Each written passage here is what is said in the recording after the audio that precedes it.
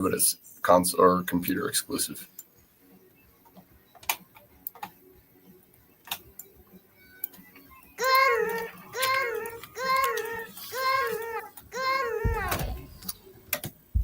Ladies and gentlemen, welcome the Monday morning edition of the Rob Brown Show is on your radio. It is the Fan Upstate. Welcome in, all you beautiful people. Great to have you as we get rocking and rolling through the foremost electrifying hours in sports talk entertainment that you're going to find anywhere. Anytime, I'm Rob Brown, joining me as always, the man in charge of this and every radio show you've ever enjoyed for more than a few seconds. The great Alonzo in the building as well, and what a day we have got lined up for you today. A million things to get to. NBA Finals game numero dos goes the way of the Oklahoma City Thunder at the crib. So now we're split up at a game apiece, taking it back from the OKC to the IND for Game 3 and a couple of travel days in the middle. So we get a few minutes to let this one sit and marinate. Lonzo. Come on, they're not travel days. This is so they can stretch it out as far as they possibly can. I mean, there's a travel day, and then there's the normal number of days between games. You don't think this year that there are more space in between games? There's not. Thursday to Sunday, and there was no travel? The NBA Finals, they always have more. Here's what happened, because I realized this. Cody Decker and I had this conversation on Saturday because he was kind of having the same complaint. And I said, here's the issue. The issue is we just went through effectively 4 weeks where we had basketball for like the first 2 series. We had multiple games every night. And then it went to alternating games every night. And then it went to like game, night off, game, night off. It's the same number of days between games as we've ever had. It's just that because we're coming off of a stretch of a month where we had multiple playoff games every day, and then we had at least a game every other day, or game, day off, game, day off. Now with the same number of days and in the same slate, the same schedule that we've always had for the finals, we built our tolerance to nights up. Like, we built our tolerance up, and now we're in the crash period. It's like, I gotta wait 3 days for another game? Yeah, same as you always have. It just doesn't feel that way. Well, I thought it was every other day. And when the series is for the 2 games that are at home or the 3 that are at home, and then an extra day for travel when they go back to the other place. I don't remember it being an extra day when they're at home. It's as far as not even as far as I know. The NBA Finals have the same number of days between them. It's just that we're coming off a stretch where we had so much gosh dang basketball that it was that it feels like it doesn't. But look, I mean, if these games, you know what? I'm not even going to say that. Game one was one of the most electrifying NBA Finals games of all time. Even though it did have 58 and some change minutes where one team was beating the crap out of the other team, it still ended with this incredible moment. Lonzo had, and it's early in the day, but Lonzo had the best take on this game from last night because I'm going to keep it a buck. I didn't watch the game last night. I went to bed in the time period of a responsible adult. So I didn't watch the game last night. I got up this morning, and I was in this building at 3:30 this morning, sitting over at the computer, and I had like YouTube people will pull all the commercials out and all the dead time out, and they'll have every play, but like none of the fluff. And I have to say, as exhilarating as Game 1 felt, if I was going to miss a game last night, was the game to miss. And Lonzo, when he came in, we were having a conversation. And he's like, yeah, I floated through some of it, didn't really log all the way in. He said it was blood. It never really felt like Indy was going to be in it. And I said, yeah, but didn't we feel that way about Game 1? And then Tyrese did Tyrese stuff. And what was a game for most of it, that it felt like Indy was just out of it, it turned out to be this electrifying finish. Didn't we have that same feel of that last night? And Zoe said no, because in game number 1, even though the Pacers were trailing most of the time, it felt like there were some bad bounces of the basketball here. There were some bad bounces of the basketball there. There were a couple of rebounds up off the top of the rim that went the Thunder way. That wasn't necessarily that they went out there and outplayed Indy. They got some of this, some of that, whatever. Last night, the Thunder just dominated the Pacers, and he's 100% correct. Here's the thing: the starters for OKC came to play, and so did the bench. So I mean, everybody was. I mean, that was a full team effort by Oklahoma, and Indiana didn't have that. They looked overwhelmed. Is what they did. This is what everyone projected that these finals would be. Game 2 was that. So you're spot on, and I would add some depth to what you just said, because everything you just said is absolutely correct. Full team effort from Oklahoma City. But keep in mind, coming into the NBA Finals, I said I think the Pacers can absolutely win this series if, and then I gave you my qualifiers. Usually, when a team is a big-time dog like the Pacers were, there are qualifiers to the situation. And so I added some qualifiers. One of the qualifiers that I added to the Pacers' ability to win this NBA Finals was that their bench had to be plus in the plus-minus. They're a team. And India's played under Rick Carlisle, I think, arguably, the best team basketball of any team in the NBA postseason. So their bench had to be better than the Thunder bench. And last night, they were not. And it wasn't particularly close. The bench of OKC last night was an overall plus-minus. In fact, I went and looked at it right before the show started. The guys that mattered, which are Alex Caruso, which are Isaiah Hartenstein, obviously getting moved to the bench, Kenrich Williams, Aaron Wiggins. I keep wanting to say Andrew Wiggins. Aaron Wiggins. Like, the guys that are the biggest role players were all plus-minus. Williams was plus 15, Hartenstein was plus 17, Wiggins was plus 24, and also had 5 threes off the bench in this game. The Pacers are the team that are supposed to be able to lean on their bench. And I don't want to say like their bench played poorly. They got Mathurin for 14, they got McConnell for 11, but outside of that, Obi Toppin had 3 points in 19 minutes. He was 1 of 8 from the field. James Johnson had 2 points in this game. Thomas Bryant had 1 point in this game. Ben Shepherd had 3 points in this game. The Pacers bench was not ready. And there were some X's and O's that came into it. For instance, the fact that the Thunder switched their lineup a little bit. And the majority of the game, the Thunder were playing with a 2 big man set.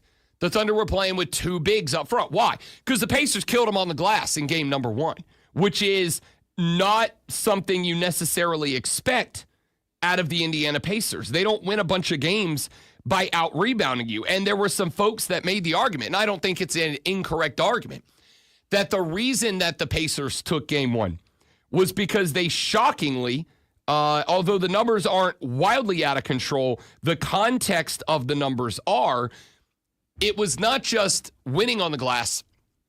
It was winning on the glass in the big moments. It was the moments where SGA was missing field goals he usually makes, and the Pacers were not giving second chance opportunities for him to get it right. It was the moments where the Pacers are on a run. They're on one of those 8, 9, 10, 12-point runs that they go on, because that is Pacers basketball. They were on one of those runs, and here comes a big 3 and a putback opportunity to kind of stop the bleeding a little bit. And the Pacers were earning the glass in that moment. Last night, the Thunder kind of changed that up a little bit. They were going with the 2-man big front. They were putting in stretches that you ordinarily would not have Chet Holmgren out there. And he only played 28 minutes. But that's kind of the spot, is who he was on the floor for those 28 minutes with. Ordinarily, you're in spots where you would not have Chet Holmgren out there sharing minutes with Isaiah Hartenstein, right? You're not going to put a 7-footer off the bench to go out there and roll with a 7-1 starter. But they did that. They had some crossover minutes last night.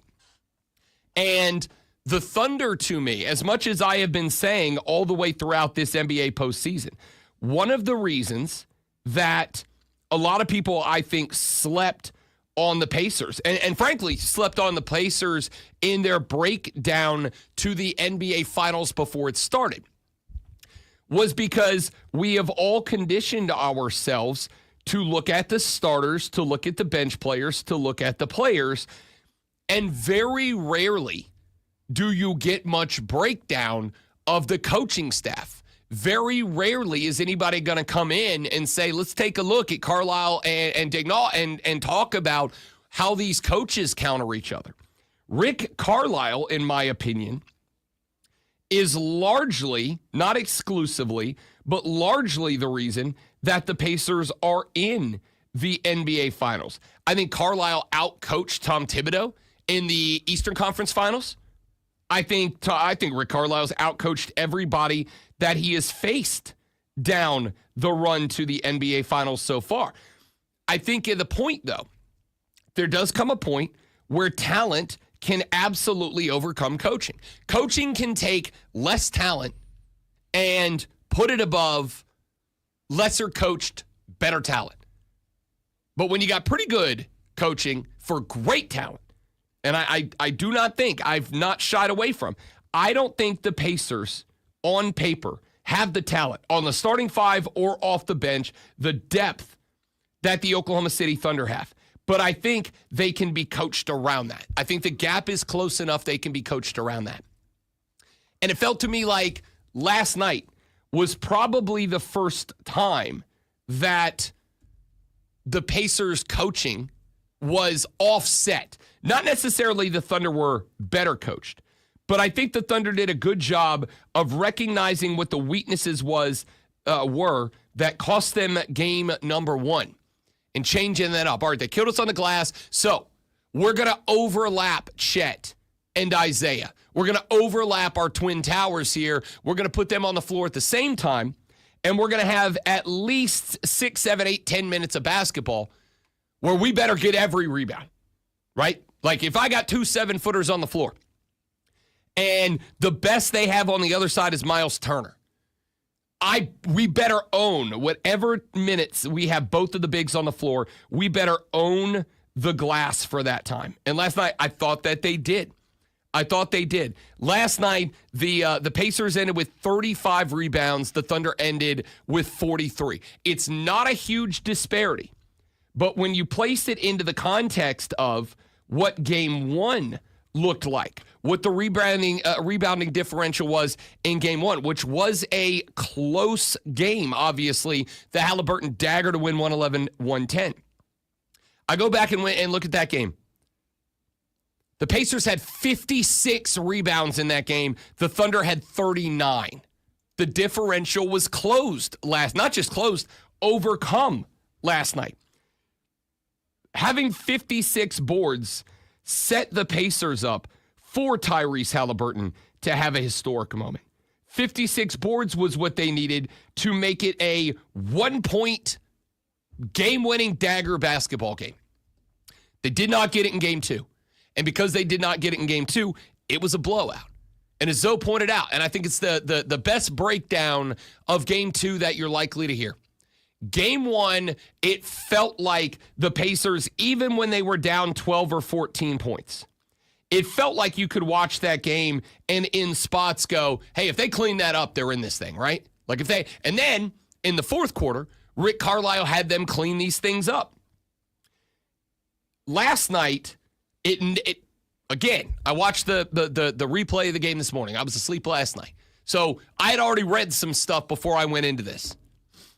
Last night, it felt to me like there was not a spot in that game that I was able to watch it and go, oh, if they clean that up, right? They were just getting dominated. The Pacers just got absolutely hammered last night, and that's not good enough. That's just not. So, how much of that had to do with a feeling of desperation from the Thunder, right? How much of that had to do with the Thunder going, we can't go down 2 games. We go down 2 games and got to go back to Indiana. We are in a world of hurt. So they were playing desperate, A. Number 2, I had on Saturday, on the Saturday show, a gentleman who covers the Thunder for Sports Illustrated on the show. And I said to him, I opened the interview with, have you recovered from the dagger that Tyrese put between the shoulder blades in game 1? And he said, no, I have not. He said, but I think by the time we play game 2 tomorrow night, I think the team will have, but more importantly, I think the fans will have. I think by the time we get to, here's the comparison he gave to me before we went on the air that I think was spectacular because, you know, we all relate to things that impact us. He said, you know how you go out drinking one night?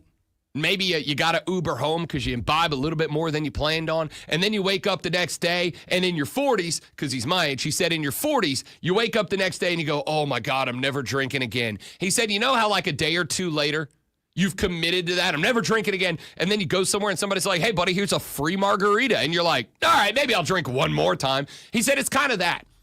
It's kind of that. You had the hangover from Tyrese putting a dagger between your shoulder blades. He said, but by the time that we all get back into the Paycom Center on Sunday night, I fully expect it's going to feel like a big old cold ice margarita sitting down on the table. It's going to be time to go. And I think there was a little extra jet fuel in the building last night, and the Pacers just were not ready for that. So now they get to take it back to Indiana.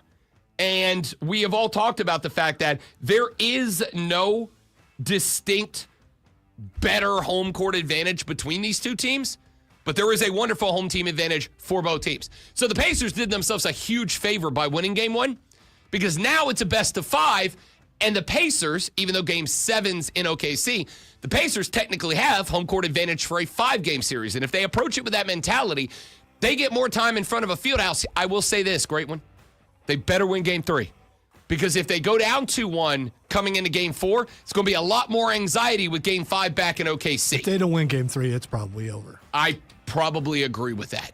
All right, we're going to talk more about that. We'll get to some Stanley Cup talk because the Panthers and the other team will be playing tonight. That's the Oilers. I'm being a smartass.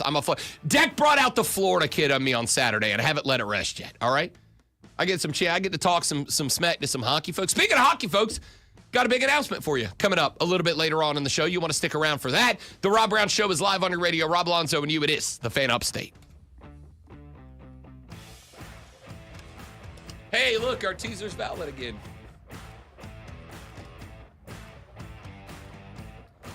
Kane Mason, thanks for the assist. I think we got it worked out. And by we, I mean Lonzo doing the hard work over there. We're good. We're set. Yeah, I pushed a button, but, you know, it's very difficult.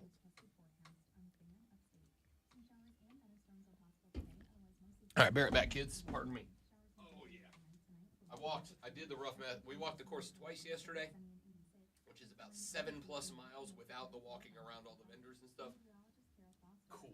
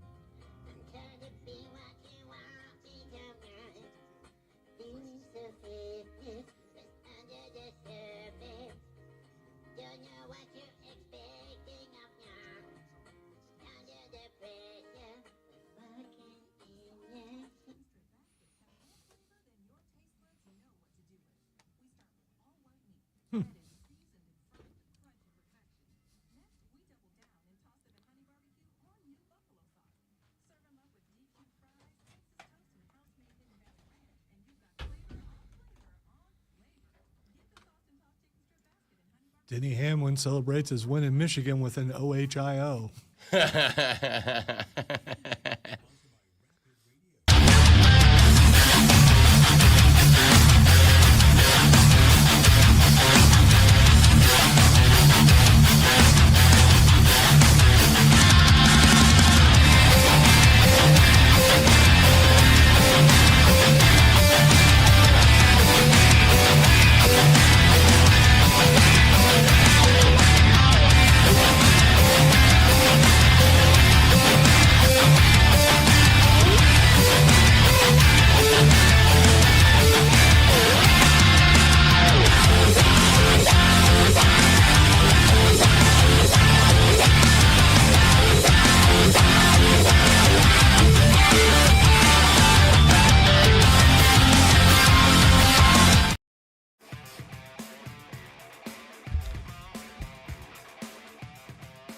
The Rob Brown Show is here, and we knew on Friday night that Monday night morning was going to be a very interesting show because we learned on Friday that the House v. NCAA settlement was approved. Judge Claudia Wilken said that the settlement terms brought back from the next round of discussions were good enough for her. Now, there are a couple of things we have to be aware of. The the Go NIL or NIL Go, whatever it's called, I think it's NIL Go program, is officially established by this settlement. The College Sports Commission, which is now the governing ruling body of the NCAA, is officially established. All these things are now in play. You may, however, great one, want to hang on to that applause momentarily. And the reason you may want to hold on... You're going to tell me they're not employees now? No, that is not what I'm going to say. Because that's why I'm cheering. Because now we can put all that away and all that. They're employees. That is not why. And I do want to come back to ask you, I believe for the first time, why that is such a sticking point for you. But I'm going to come back to that. I don't want to get to that now. I want to actually take some time and delve into that. I can't wait to be able to tell you why. I look forward to it. No, you don't. No, I very much do. But what I want to get to now, because obviously now that the House settlement is approved, it's what's next. And the first thing is the appeals process. And the appeals process is going to be interesting. First, we don't know if anyone will appeal the ruling of the settlement. Now, the major parties at play obviously will not appeal the settlement because they agreed to the settlement. So it's unlikely that either the defendants, the NCAA, or the plaintiffs, the hundreds of whatever of former NCAA players who brought this case in the first place, it is unlikely that either of those two sides will appeal. But that does not mean that there is no one else out there that will appeal. Schools obviously are going to be massively financially impacted by this. There are going to be NIL collectives out there that are going to be theoretically replaced, eliminated by this. And we'll come to why here in just a few minutes. Will any collective say, no, we still want to be able to do our thing? Like, we've put all the work into being a thing. And because we have put all the work into being a thing, we would like to continue our work as a thing. Maybe some of them appeal. There may be some players that appeal, some active players that appeal and say, actually, while the revenue distribution is good, because there are some other elements of this that have to go into play. The concept at its core is that collectives will go away and be replaced by the revenue sharing, which is $20.5 million this upcoming season, will increase by 3% and be reevaluated every 3 years. Now, there's a good reason for that, because if the income generated by the college football playoffs, if the income generated by conference and individual schools broadcasting deals, by ticket sales, by merch, if the revenue goes up every year for the schools and does so at a rate that is higher than 3% year by year, then there is a very good chance that the parties involved, the College Sports Commission, will at some point come back and say, all right, revenue went up by 4.5%, so we're actually going to increase the revenue sharing this year by 4.5% of that $20.5 million. So as all of those deals have to be put into place by the schools moving forward, you may see some active players that ultimately decide to appeal. There is an appeals process. It does not mean it will or will not be utilized, but there is, to my understanding, and I am not a lawyer, nor did I stay in a Holiday Inn Express last night, there is a 30-day window for an appeal to be filed, but an appeal of itself does not mean that all the terms of the House v. NCAA settlement will come to a grinding halt as far as the implementation now that we are inside of 90 days to the start of college football. A stay of the appeal is what would create a halt on House v. NCAA settlement activities coming to a conclusion. There can be an appeal with a stay, which means they would go, okay, no distribution of revenue. The schools would still have to put their revenue sharing into an escrow account if they opt in, because schools are not obligated to revenue share. But obviously, it's probably going to be tough to recruit for a high-level school if you say, we are not going to be revenue sharing with our athletes. And of course, obviously, schools now have to figure out, and this is the part I'm very interested in, because I've considered this, but not heavily. There's another angle of that, which is schools have $20.5 million, but that's across the board. That's all athletics. And we all tend to, fair enough, it's the big thing around here, we all tend to think about college football. But I got to wonder, are there maybe some schools out there, maybe even Power 4 schools, that go, you know what? We at Wake Forest are likely never going to be a big-time player in the college football world. You know where we are a big-time player? In the baseball world. So what if we take of that $20.5 million, a large percent of it, and put it into baseball and softball? And let's become the baseball powerhouse of our conference. Let's go to Omaha every year. What if some schools, what if a Duke, who has seen a lot of progress and trend upward in their football program, but what if a Duke says, you know what? We're never going to be a power player. Our best years in the ACC football, we check in at 8-4, 7-5. We check in third in the ACC. You know what we're going to do? We're going to take our $20.5 million and we're going to throw the majority of it at basketball, men's and women's basketball. And we're going to make sure we stay on top no matter what conference we end up in.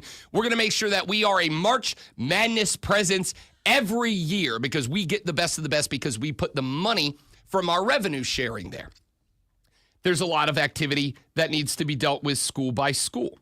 There is also the concept that has to be dealt with of how are we splitting it where it is Title IX compliant. There's like all these things that schools have to figure out, all these things that conferences have to figure out now that this is in place, and all of them have to figure it out under the watchful eye of the College Sports Commission. But, and this is where it gets interesting, none of that comes into play if an appeal is filed and a stay of the settlement is put into place because of that appeal. There can be an appeal without a stay, but there has to be an appeal to be a stay. And if a stay is pushed down, then none of these things start happening. And there's a 30-day window. So now the month of June and the first week of July become big time. Because if anybody decides, and all it takes is one player, one party, one entity, one group of players perhaps, being talked to by a lawyer who feels like there's a little more money to be gained in this, to go, hey, why don't you, tell you what, you decide to file the appeal, I'll do everything on your behalf, and somebody somewhere files that appeal and does so to the Circuit Appeals Court in a way that they go, not only do we accept this appeal and put it into process, but we're going to put a stay of the decision down too. And then everybody's got to push pause again. And what we've talked about, and in just a little over 2 hours, when we are joined by John Blau of the Post and Courier, who has been a valuable voice in the discussion as far as keeping us all informed, especially how it's going to impact Clemson moving forward. We'll ask John Blau about this too. But I think at this point, it basically comes down to, is there an appeal filed?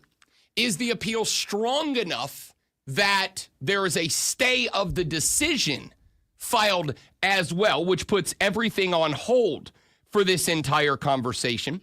And if those things happen, then what comes next? I'm not saying, I don't know if there will be or won't be an appeal. I don't know if an appeal will be filed that is suitable for a stay of the decision. And again, I will acknowledge that I am talking about all of this with a maybe slightly above baseline understanding of the legal process as far as how a multi-billion-dollar settlement works. But the understanding that I have developed since this decision got made on Friday night is that we now enter the appeals process window. It's about a month long, and the window will determine if there is an appeal, obviously, and if a stay is attached, which would then push the pause button on all of this going into action. If we get to the end of the first week of July and there is no appeal and there is no stay, then welcome to the new era of college sports. Now, I am going to, I think, I'm going to pose a challenge to schools.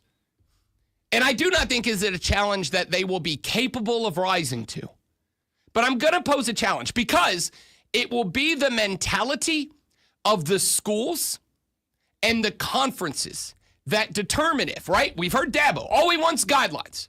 All he wants protocols, rules, regulations. We've heard Dabo say that explicitly. Right now there's no rules. We're just looking for rules and guidelines. And I accept that as true. Yeah, how come you haven't mentioned back pay yet? Well, because the billions, $2+ billion in back pay are something that there's a process for. It's going to a big account. It's going to that. Do you think that filters down to D3? As far as the schools having to pitch in? It's paying back pay for all the people who have played before. I actually have to, and I actually have it in my email to do this. I actually have to dive into that back pay system. I just want to know if I'm going to get some money. That's all. That's well, that's all I care about. As you did not sign your name onto the House v. NCAA settlement. Oh man, you probably could have. Well, sometimes you don't open your mail. That's probably fair. All right, when we come back, I have a challenge for every individual school and every individual conference. It is a challenge that I do not think they will be able to rise to, but it is a challenge that if they do rise to, we will successfully enter a new era of college sports. I can answer the question before it's asked. Can the schools and the conferences live up to it? I'll tell you what the challenge is next. Rob Alonzo and you, The Rob Brown Show, dropping banger after banger here on the Fan Upstate. So brand new. I should have talked longer so that we could have gotten to the hook. Well, there's so many stay songs. You said stay at least 35 times in that little bit. I was going to go with Lisa Loeb, but I didn't think you'd get Lisa it. Loeb would have been a great. Are you Yeah. kidding me? I'm a child of the Yeah, 90s. yeah. Well, that was my first choice. I was a lesbian for Lisa Loeb in the 90s. Okay. Who wasn't? All right.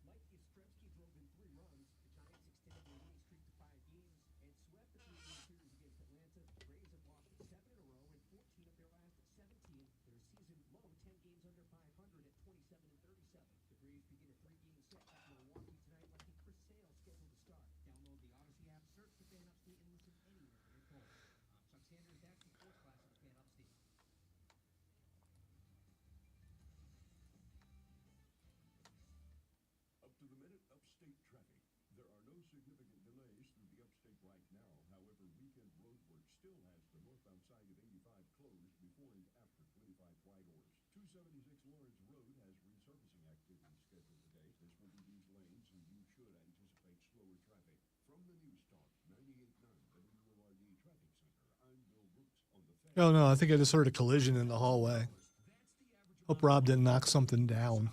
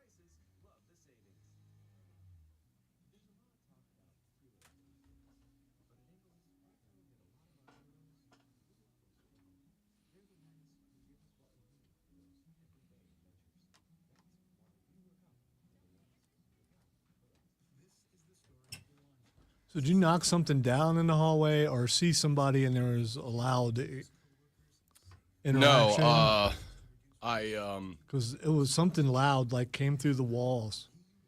I think my body is reacting inappropriately to the correct amount of sleep because I felt like I was gonna puke for a second, so I like grabbed the trash can and set it on the desk because I really felt like it was like right here.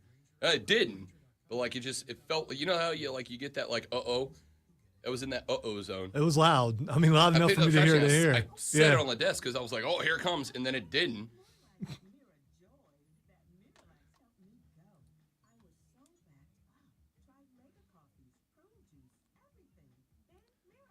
So did you get to watch? You probably didn't watch any of AAA WWE Worlds Collide. I didn't watch any of the rest. So you didn't get to see Mr. Iguana.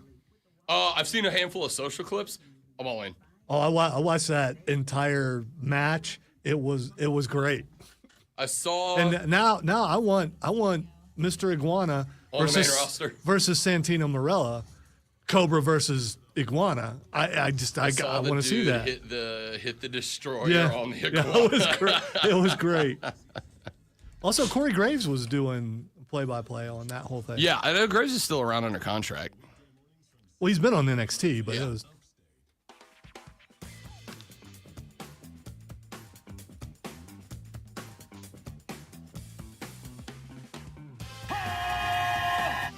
So I'm going to issue a challenge to every single Power 4 school and conference. And frankly, I do not think that it is a challenge that they will be capable of living up to. But it is a challenge that if they are capable of living up to it, I honestly think this House v. NCAA settlement can fix college sports. All the complaints that so many of you all have had over the past couple of years, I think could be squashed if the schools will live up to this challenge. The challenge is very simple. Follow the rules. That's it. Just follow the. You have been asking for rules for a very long time.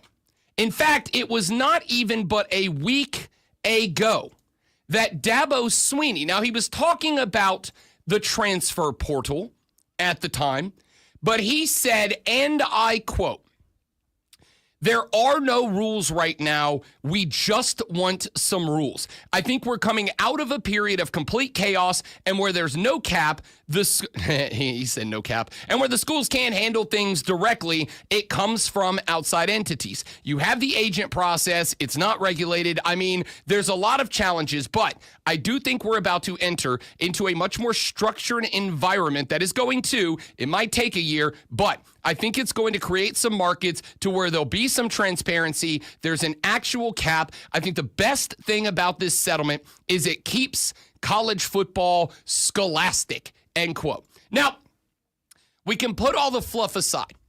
The concept of what Dabo had to say here was, we want some rules. He effectively said, in terms of rules, we have no rules, and we just want some rules. Well, they're here now. The rules that you have asked for are now here, or at least they're on the table. They have been put forward. There is now also in the College Sports Commission a outside third party that is going to be leaned on as both the creative force behind the rules and the enforcement arm of the NCAA to make sure that those rules are followed in good faith across the board.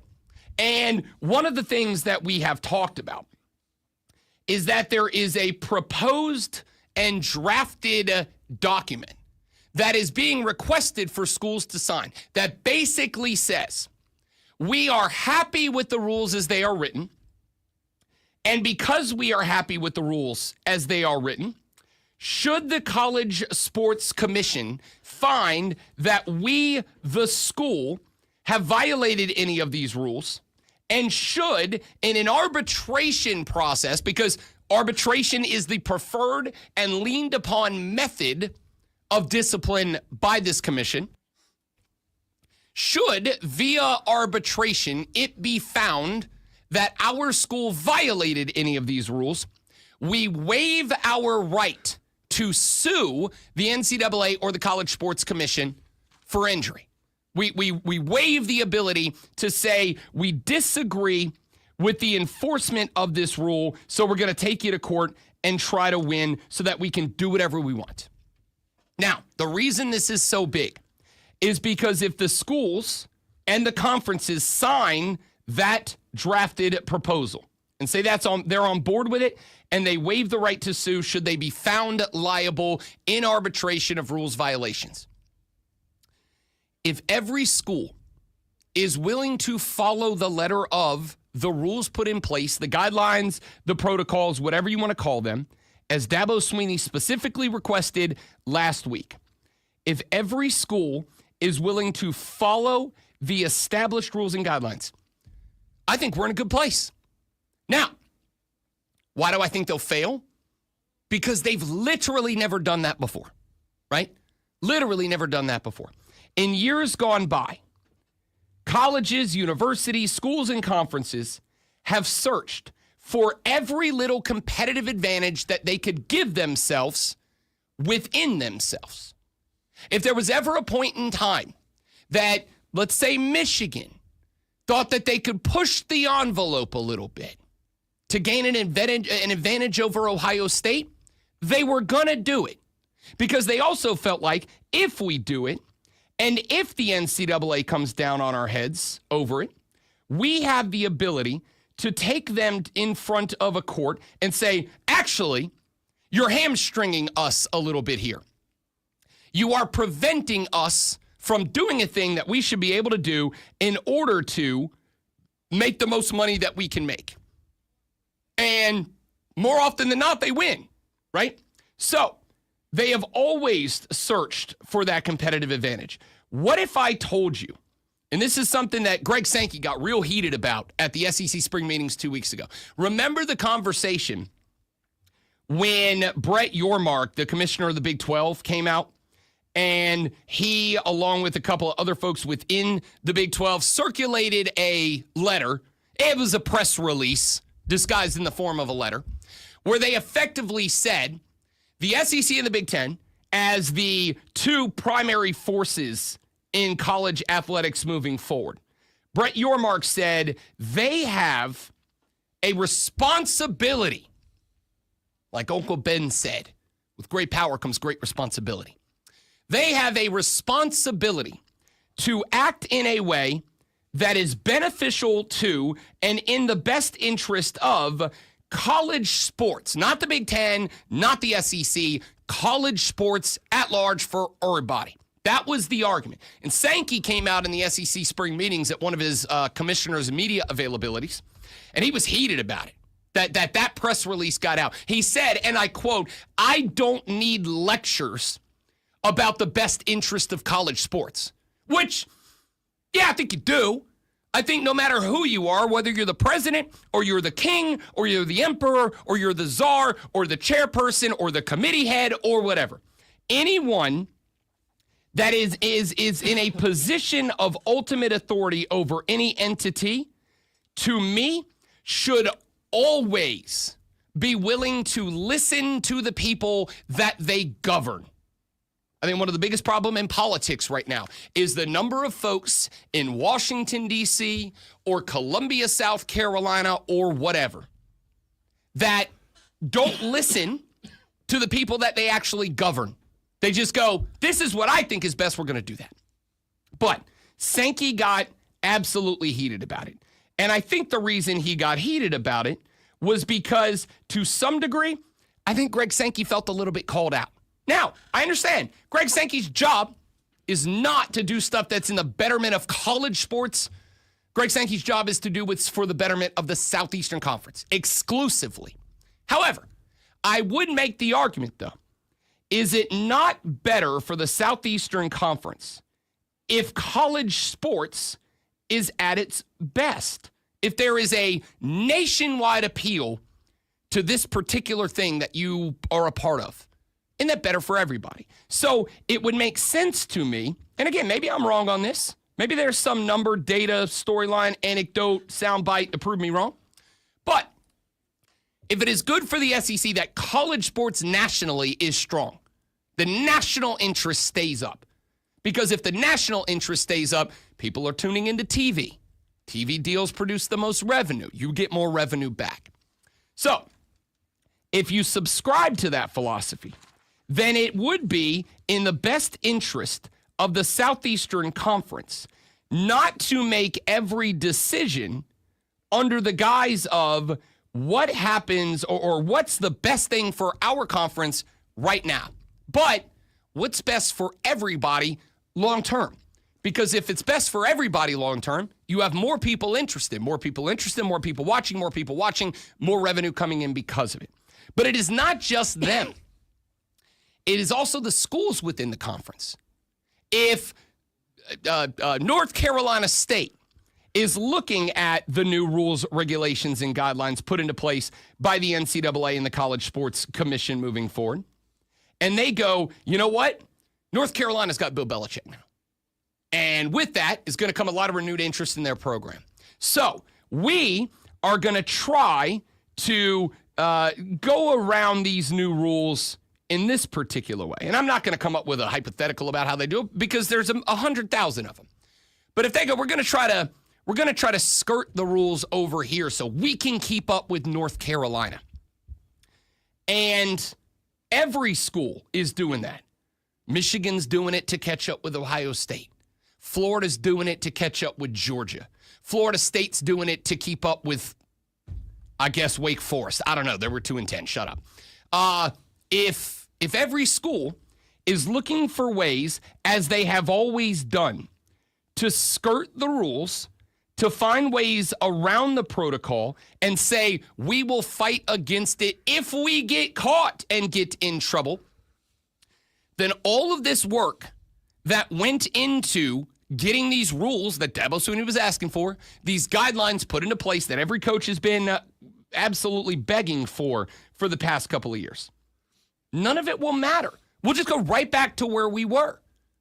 So the biggest challenge on the table, now that the House v. NCAA settlement has been resolved, is that every school within every conference and every conference needs to be able to look each other in the eye, school to school within a conference, conference to conference across the board, and say, we have these rules, these regulations, these guidelines. They've put programs into place. How do we monitor NIL? Well, there's a system now. This NIL Go system. It is a system put in place so that revenue distribution can be tracked school to school, so that collectives can't just go bananas anymore, and any outside NIL. So if Caitlin Clark gets a deal with State Farm for $250,000 to hang out with Jake, she will go to this platform and she will upload that deal. And that allows the school to check the contract and go, this is fair, it's within the rules. The conferences to check these NIL contracts and go, it's fair within the rules. And the NCAA to look and say it's fair, it's within the rules. Now, we are at a point where there is a little bit of muddy here. There's a lot of statements that are relatively vague. One of the things that will be checked by this NIL Go platform, for instance, is a referendum for every outside NIL deal. It is a referendum that says, is this payment fair? Is it justifiable? And is it a fair amount of compensation for the athletes? And the justification behind that is what they do not want is a situation where, and I'm going to hypotheticalize here, they don't want a situation where there's a 5-star quarterback out there and a 5-star running back, 5-star, like the best 4 skill position players, and let's say Nike, who, of course, Phil Knight, their owner, big Oregon guy, and the reason I'm using Nike is because Phil Knight has repeatedly said, I do not want to get into individual NIL deals in a way that I feel like I'm manipulating the market. I think Phil Knight's been very fair about this. But let's say theoretically tomorrow he goes, you know what, screw that. I want to win every national championship for a year. And Nike, sitting on billions and billions of dollars, starts looking and they go, all right, we're going to go pay $10 million to a high school quarterback who's a 5-star and a high school running back who's a 5-star and a receiver who's a 5-star. And we're going to take all these 5-star kids and put together $1 billion NIL class and bring them to Oregon under the current regulations and guidelines. That can be done. You've said multiple times what is fair. Who decides what's fair? Because what's fair for me may not be fair for you. So that is one of the things that I was about to drive at. That's the vagary I'm talking about. And this has to be determined. And frankly, I don't know how it's going to be, and if there is an appeal, and if there is a stay put into place because of this appeal, this feels like one of those areas that might drive that. Who the hell gets to decide what fair compensation is? If Nike looks at a kid, a 5-star kid in the transfer portal, and says, we're going to pay that kid $10 million to come to Oregon to wear Nike and to rep the Ducks, then what is going to be the formula, the process by which the NCAA looks at that and goes, yeah, we don't think that kid's worth $10 million. We don't think that kid's worth that much money. This is an unfair competitive payment. I don't know the answer to that. I don't know that anybody knows the answer to that. The people in power are obviously going to say, well, we know the answer to that. But this whole thing was put into place by the fact that the people in the power have always said, we think this is fair, and the people that don't have the power go, no, we don't agree with that at all. And now we want to challenge that, and they want a settlement because of it. So there are some vagaries that will have to be solved down the line. And I know that because I went this morning as I was getting ready for the show. The College Sports Commission website is officially up and launched. I found it this morning. And I went and looked. And on the front page, the home page of their website, there's 2 blocks of text. Up at the top, it says, here's the new system, and this is what we're going to do. And in the middle of the website, which is where you should have all your information, it says this. I'm going to read you the quote, and then we're going to break. It says, and I quote, this website lays out the new system in place overseen by the College Sports Commission to facilitate revenue sharing in college sports and to ensure that name, image, and likeness deals made between student athletes and third parties are fair and comply with the rules. And that's all that's on the website. Now, In fairness, it just got officialized Friday and kicked off this morning. But the fact that they knew this was coming, the terms of the settlement, and on Monday morning when the eyes of the nation were going to go say, okay, what the hell is the College Sports Commission? You go to their website, and that is literally all the information they give you. That's all it says on their website. We have got a lot of ground to cover, but the settlement is settled, and we are ready to start doing that work. Now it's how do we take the vagaries and start to pinpoint specifics of what's okay and not okay. That's going to be the work of the next couple of years. The work of the next 60 seconds is Lonzo's. By the way, for those asking, vagary is a word. I know it is. Officialized, I don't think that's a word. It also is. And settled, not a word. Definitely not. The NBA Finals are tied at a game apiece after a 123-107 win for the Oklahoma City Thunder last night. Shai Gilgeous-Alexander had 34 with 8 assists, and Jalen Williams added 19. Alex Caruso scored 20, and Aaron Wiggins got 18 with 5 made threes. The Atlanta Braves were swept by the Giants with a 4-3 loss yesterday. Spencer Strider went 6 innings, giving up all 4 runs and striking out in all 3 games. The Braves gave up a lead, including leading twice yesterday. The Braves started 3-game set at Milwaukee tonight.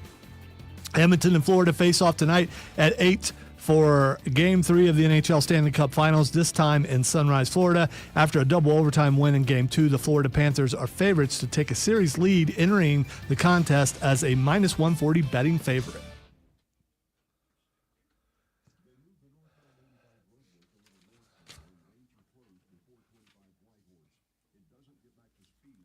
Just can't stop coughing.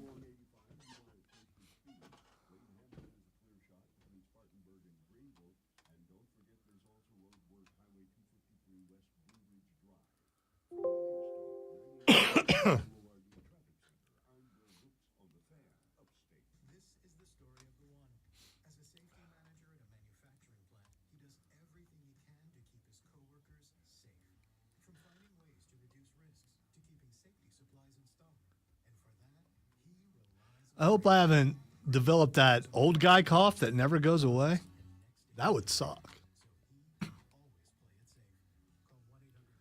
That would be the end of all things. For me, anyway.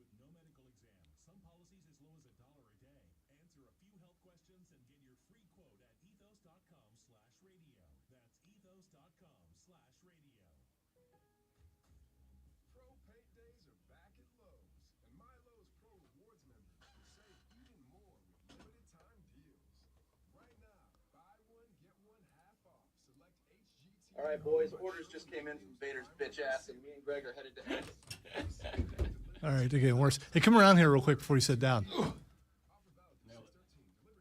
right, please don't. Hold on. Never mind. It went away. I was going to. My mom's. There's a picture of my mom's house on Facebook. I was going to show you how small it really is. I mean, living room to her bedroom which is right next to each other, is probably smaller than this room. Whew. Yeah, it was a very small house.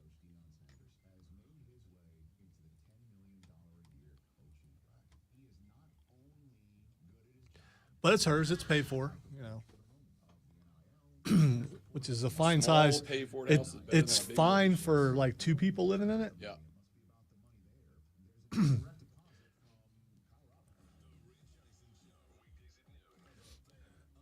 Yeah, I think it has to do with the dampness, Jacob, and I've never smoked ever in my entire life or done any of that stuff. So I think it has to do with how much stinking rain we've had for the last couple months.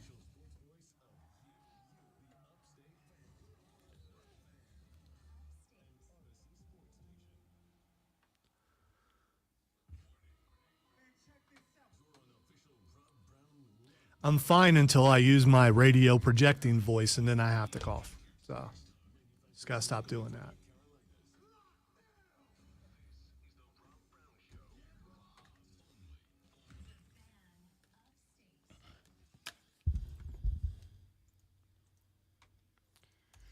The Rob Brown Show back on your radio, the Fan Upstate. Monday. We're back. Good long weekend of sports. We got a lot we got to get into on the radio program today. NBA Finals breakdown. The Thunder take game 2. We're split at 1-1 heading back to Indianapolis, Indiana. We're coming to that in a minute. Stanley Cup game 3 after back-to-back bangers. Pal. Is tonight in Sunrise, Florida. That series split. Edmonton won game 1 in an overtime. Florida won game 2 in a double overtime. Will we get another electrifying finish in game 3? We're going to break that lay it down later on in the show. Got a chance yesterday to head out for a little while to the BMW Pro-Am out at Thornblade. Had a fantastic day out there. Got to walk the course a little bit. Beautiful course, beautiful day out on it, and we'll talk about that later on in the show because I didn't bring them in. It's a great one, but somebody introduced a product to my life that I did not know about, and Depends. I had 2 jokes in the chamber, and I'm not letting either one of them go. All right, and one of them was at your expense, so you're welcome. It was an old guy joke. It's okay, but you're allowed to tell old guy jokes now. I found a company that I play golf. Not well, but I play golf. And over the years, one of the things that I have developed, and by I mean everyone who plays golf, is after you hit your drive, you pick up the tee off the ground and you put it in your mouth. All right, that's just a thing we all do. You hold the golf tee. That's disgusting. No, it's not. That's very. I mean, it was in the dirt. No, it was in the grass. No, the tee has to go into the dirt in order to hold up the ball. So the tee is in the dirt. The pointy part of the tee in the dirt. Then you pick it up and put it in your mouth. Yeah. Okay. Yeah. All right. Might as well be eating mud pies. And we all do it. It's a thing that everybody who plays does. Yesterday, I found a company that makes golf tees, and they're flavored. So now when you go golf tee to the grill, they had cherry limeade, mixed berry, sweet bacon barbecue, watermelon, and I think fruit punch was the other one. And they're flavored golf tees. And it is everything. I did not bring them here today because it would be everything. Y'all be hearing half a radio segment like this because I'll be sitting here. Oh, they were fantastic. My world's been changed. It's the dumbest thing that the guy was walking around the beer tent where me and the wife and the boys were hanging out having a couple of birdies for brewskis. And the guy walks over and he's like, hey, I'm from this company. I'll even give them the shout out. They're called Taste Tees. That's well done. Yeah. I am taken aback, blown away, whatever you want to say. I could use a bunch of Mark Ryan sayings about my socks being blown off or something like that. Speaking of socks, Mr. I will not put my feet on the bare floor, but you will take something that was in the dirt and stick it between your teeth. That's just, it's just what you do. I don't know what to tell you. A lot of gross stuff happens in the world of sports that you can't explain. They just happen. That's just, that's nasty, dude. Okay. I don't know what to tell you. I do it. Everybody who golfs does it. Listen, it is what it is. I have no problem with the 3-second rule. I'll even go 10 seconds. I don't care about that, but it's in the dirt. Yeah, but that's just green grass and dirt. Yeah, but that dirt is specially treated dirt. It's not like the dirt if we walk outside. That dirt is, rich in certain nutrients and things and stuff that might make your tongue melt off. I don't know what to tell you. It's a golf thing. We do it. So the guy walks up and he's got a plastic bag full of these golf tees and he's like, hey, I'm from Tasties. We make flavored golf tees. Would you like to try one? Me and the boys were like, maybe it was encouraged by 2 or 3 buckets of Michelob Ultras, but we're like, yeah, why not? I chew on golf tees when I'm playing. Why not? Got one of these. The guy walked off. Really quick, are you judged by your wife when you do it? No, she went for it too. Did she? Yeah, she Okay. went for it too. All right. She was like, I'll give it a shot. So we tried them. I was like, you got to be kidding me. So I left the tent, walked all the way around to where the guy was, and I was like, what flavors do you have? And he goes, well, we got this, this, and this, or you can buy a variety pack of all 5 of them.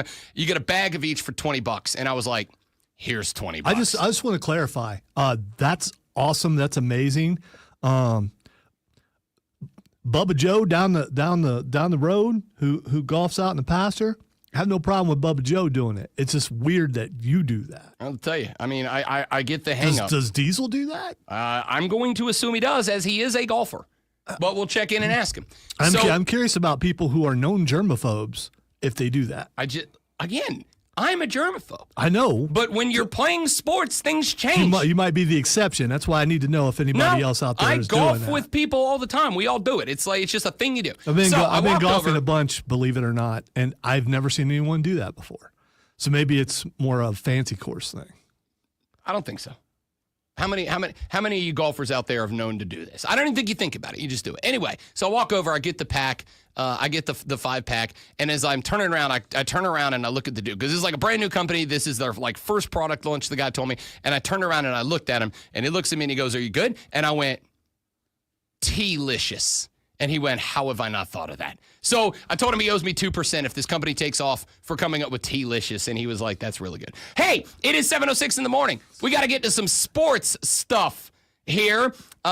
You're on your way to work. Well, you will be very soon. And then you're going to get to work very soon. And then you're going to take very soon your first break of the day. And you're going to talk sports with your friends. And if you're going to talk sports with your friends, you got to know what's going on. And if you got to know what's going on, people, you're welcome for this. Are you ready for the playbook of the peculiar, the almanac of the absurd, and the encyclopedia of the extraordinary? Well, you better be, because we're diving headfirst into the 3 top stories that will have your coworkers saying, These are going to hurt you, sir.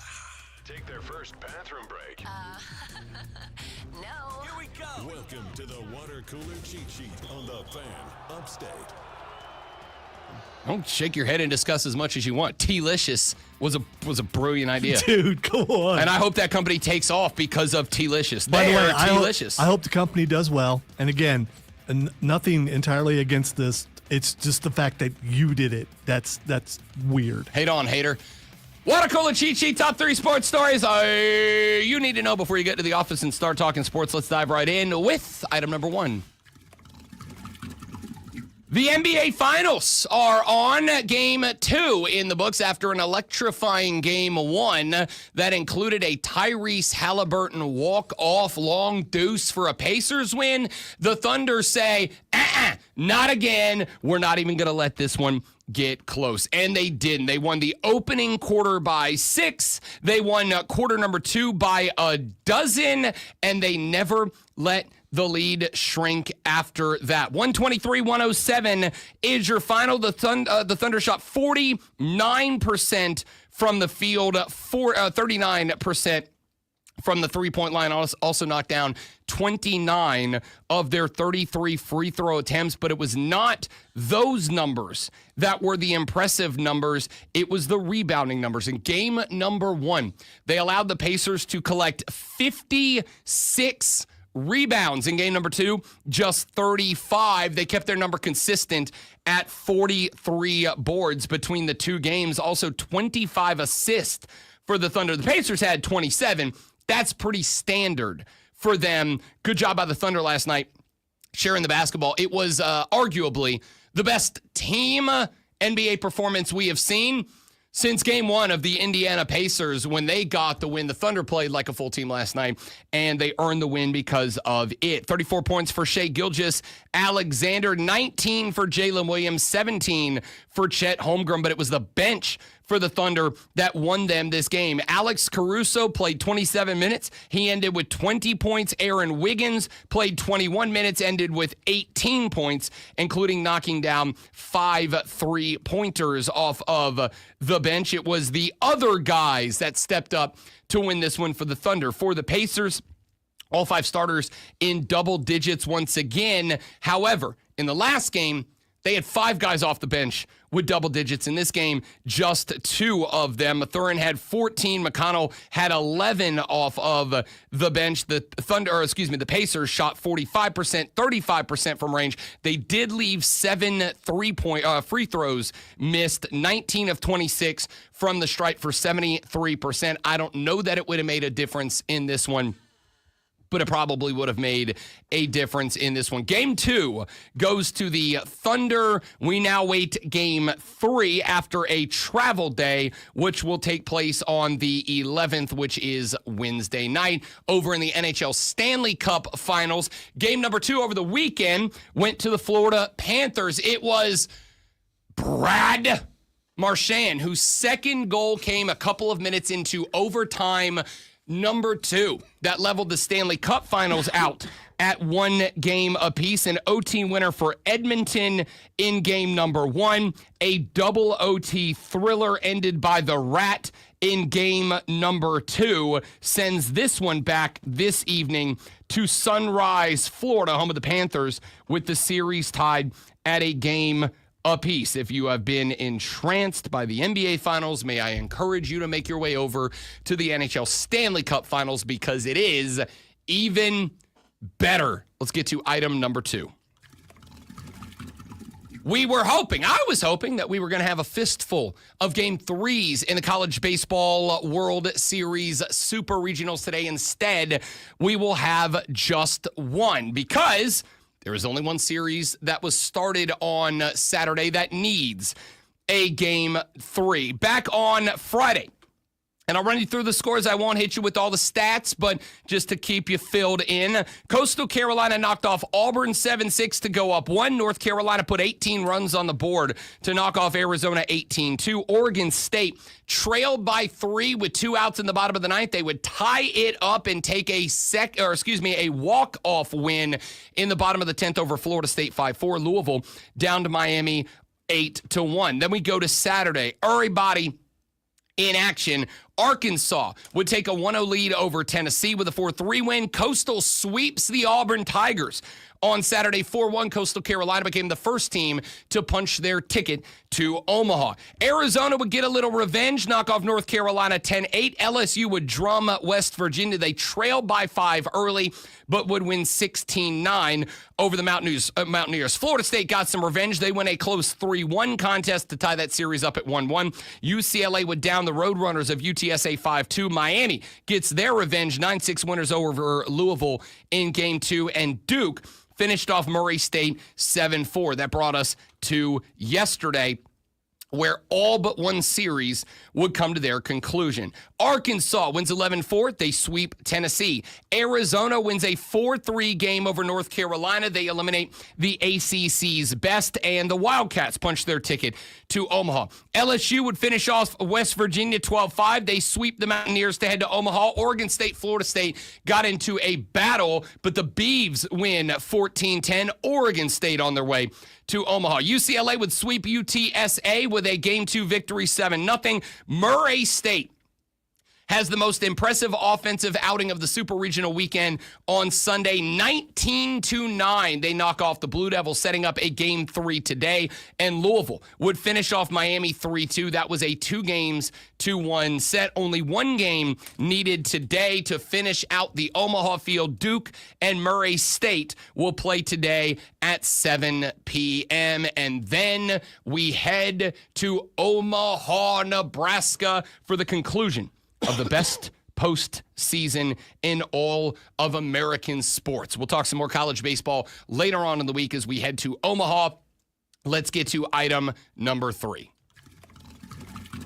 Is it an old story? Yeah, it happened on Friday.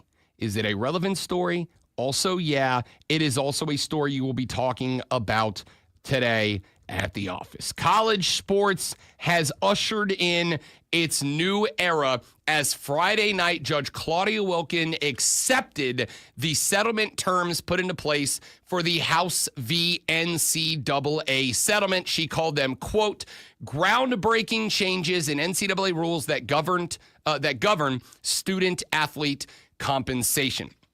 It has been a tedious legal process that I think many of you effectively tuned out for the last couple of months, which is understandable. We asked John Blau last week, hey, why haven't we had a settlement yet? And his answer was the same as mine. I don't know. I guess we'll find out. I'm assuming we're going to get one very soon. Well, it turned out John Blau was all over it because it happened on Friday. Starting on July 1st, pending an appeal and pending a stay of the decision, which I don't know if it's likely or unlikely at this point. But pending an appeal and a stay of the decision, starting on July 1st, each school will be allowed but not required to spend as much as $20.5 million in revenue sharing payments to their athletes. That figure comes from a negotiated formula that caps athlete payments at 22% of the average annual revenue that FBS level schools get from ticket sales, broadcast rights, and a few other items. The cap will grow on a regular basis. I told you this back in the last hour, during the 10-year lifespan of the settlement as the school's revenue expands and via scheduled incremental increases. Each school's athletic department can decide how it will divide that money amongst athletes. Not many major programs have shared their budget plans, but those that have say that they expect to spend the overwhelming majority, some of the schools up to 90% of their money on football and men's basketball. Players, athletes are also still allowed to make money from selling their NIL rights to third parties outside of the school. However, the settlement has created a new set of rules and a brand new organization called the College Sports Commission. We talked about them in hour number one, that will try to stop boosters from using NIL deals as effective and de facto salary payments, a practice that ESPN says, quote, has become commonplace in the past several years. However, many teams are already working in concert with booster collectives to find creative ways to pad their payrolls with third-party NIL deals that fit within the new rules. Industry experts say football and basketball teams will likely have to find ways to provide several $1 million beyond the salary cap limits if they want to field a team that can compete for championships. We're going to talk about that statement, that sentence, a little bit later on in the show. As we have mentioned, there are going to be potential appeals that could lead to a potential stay of the settlement that could change the game. ESPN said, quote, contracts that athletes are now signing with their schools will likely bolster ongoing legal arguments that at least some college players should be considered employees of their schools. The NCAA is fighting more than a dozen lawsuits that challenge rules about how long athletes are allowed to remain in college sports. That is something we are going to be having increased conversations about. We already had some lawsuits like Diego Pavia's at Vanderbilt, where he said, look, I am in school, I am working towards a degree, and I play JUCO ball, which you guys count against my eligibility. It should not. As long as I am in school working towards a degree and attending the school, I should be allowed to play football for the school. Of course, that opens the door to, can you cap that? If Diego Pavia gets a 6th or 7th year of eligibility, could he again sue after year 7 going for degree number 9 and say, I should get eligibility for years 8 and 9 too? That's a debate that has to be had. So we are going to break this thing down left, right, up, down, top, bottom, back and forth throughout the course of the show. We're going to talk some NBA and NHL finals, a little Major League Baseball, because the Braves suck. They lost all 3 against the Giants this weekend. They got walked off while having a lead in the 9th inning twice out of the 3. So let's talk some baseball, or not. I don't know if I care anymore, on the Rob Brown Show and the Fan Upstate.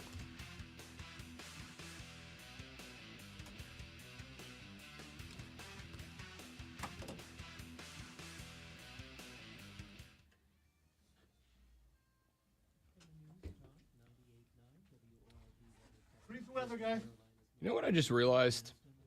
I thought that I need to go listen back and see if I did. I thought I asked Marty to cut us a tag when he was on last year. But now I just realized that I don't know if I ever actually went back. Was I here for that? No, because I had to record them outside of show hours. I remember hearing you do it, but I couldn't remember if Actually, you know what? Screw it. I'm gonna text Marty. I mean, not Marty, Ryan. Because Ryan sent me a bunch of. I think I did tell you I gave Marty crap to give to Ryan about ditching me, and then I got a text from Ryan literally that day where he was like, "Yo, bro, what the hell? Like, what?" And then I wrote him back, and I'm like, "Buddy, you disappeared on me." And he's like, "All right, I'll do it." And then I texted him, and I never heard back from him again.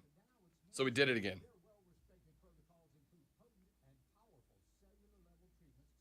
Maybe he's like you. I think to some degree he is, to be honest. Be right back, guys.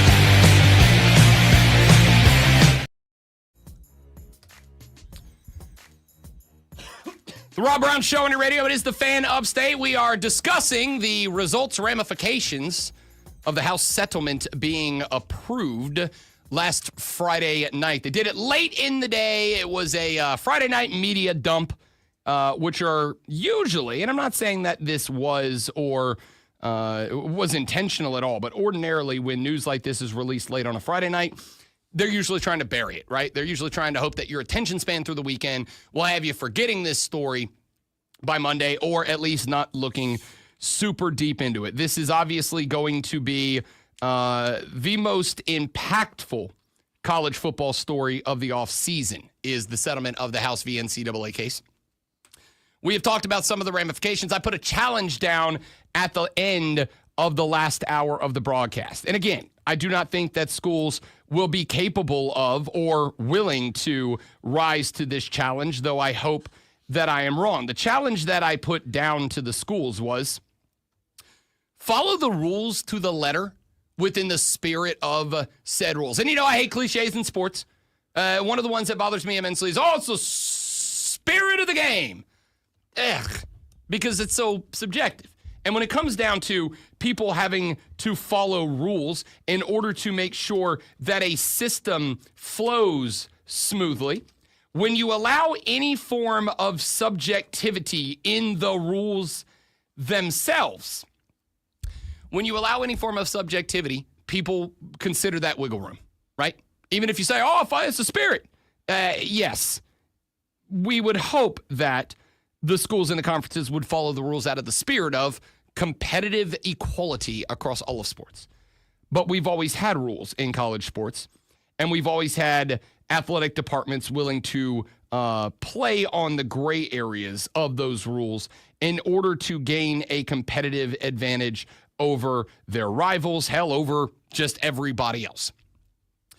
These rules put into play could very well work out just fine, but it is going to require everybody to follow them, everybody to compete equally under them, and I just don't trust that schools are ultimately willing to do that. I hope that I'm wrong. I hope that we circle back in a year from now and we go, hey, they're doing a pretty good job. We haven't had any lawsuits. We haven't had any more settlement requirements. The students seem to be doing just fine. The schools seem to be doing just fine. It is going to require everybody saying, we accept the settlement rules, we accept the College Sports Commission rules, and we will act fairly under them so that it is the level playing field that we all say that we all want. We'll see if that plays out or not. But obviously there are questions that the schools still have to answer. How are you going to distribute these funds? Is it going to be something where your $20.5 million of revenue sharing betwixt athletes is primarily dedicated to football and basketball players? Will there be some schools that say it's going to be real hard for us to ever compete? Listen, we know that a school like Georgia is likely going to pump most of its revenue share again into football and basketball, maybe even primarily into football, with enough to get by the Title IX requirements, however they impact this. And I'm going to be honest, I really don't know where Title IX fits into all of this, if it fits into this, how it fits into this, or if that's something that is going to have to be determined down the road by the College Sports Commission or a federal court or whatever. We'll find out. But could there be a school out there that says, you know what? We're never going to be able to keep up in football. Even if we dedicate 100% of our revenue share cap to football, we're just never going to be able to win a championship. But you know what we can do? We can win it in baseball. Coastal Carolina from Myrtle Beach is headed to Omaha with a good chance to win a college baseball natty. Would a team like a Wake or a Vanderbilt say, instead of putting our 20.5 into football and basketball, where we know it's going to be difficult, if not impossible, for us to win a title, let's pump it into the baseball program and go to Omaha every year and see if we can snipe a couple of titles there. What if the majority of the ACC starts to have that attitude? Is it, and this is where it could get interesting, what if, let's say everybody except, Clemson's going all in on football, Right. Florida State's going all in football, Miami's going all in on football. There are some schools that I don't think would have that mentality. I think Louisville believes like the right combination and we pull the right levers over the next couple of years, we can compete. Yeah, but at the same time, basketball has been pretty strong for Louisville. It absolutely has. So let's say, Lonzo, that UNC, Duke, Louisville, NC State, all these schools go, you know what? And I don't even think that's going to work because I think UNC and Duke, they're going all basketball, right? Like that's their bread and butter. That's their brand. Well, North Carolina, They got a good baseball program too, though. We'll see what happens with Belichick. But That's still. obviously going to be a big determining factor. But let's say, theoretically and hypothetically, that a couple of these schools decide we're all in on baseball.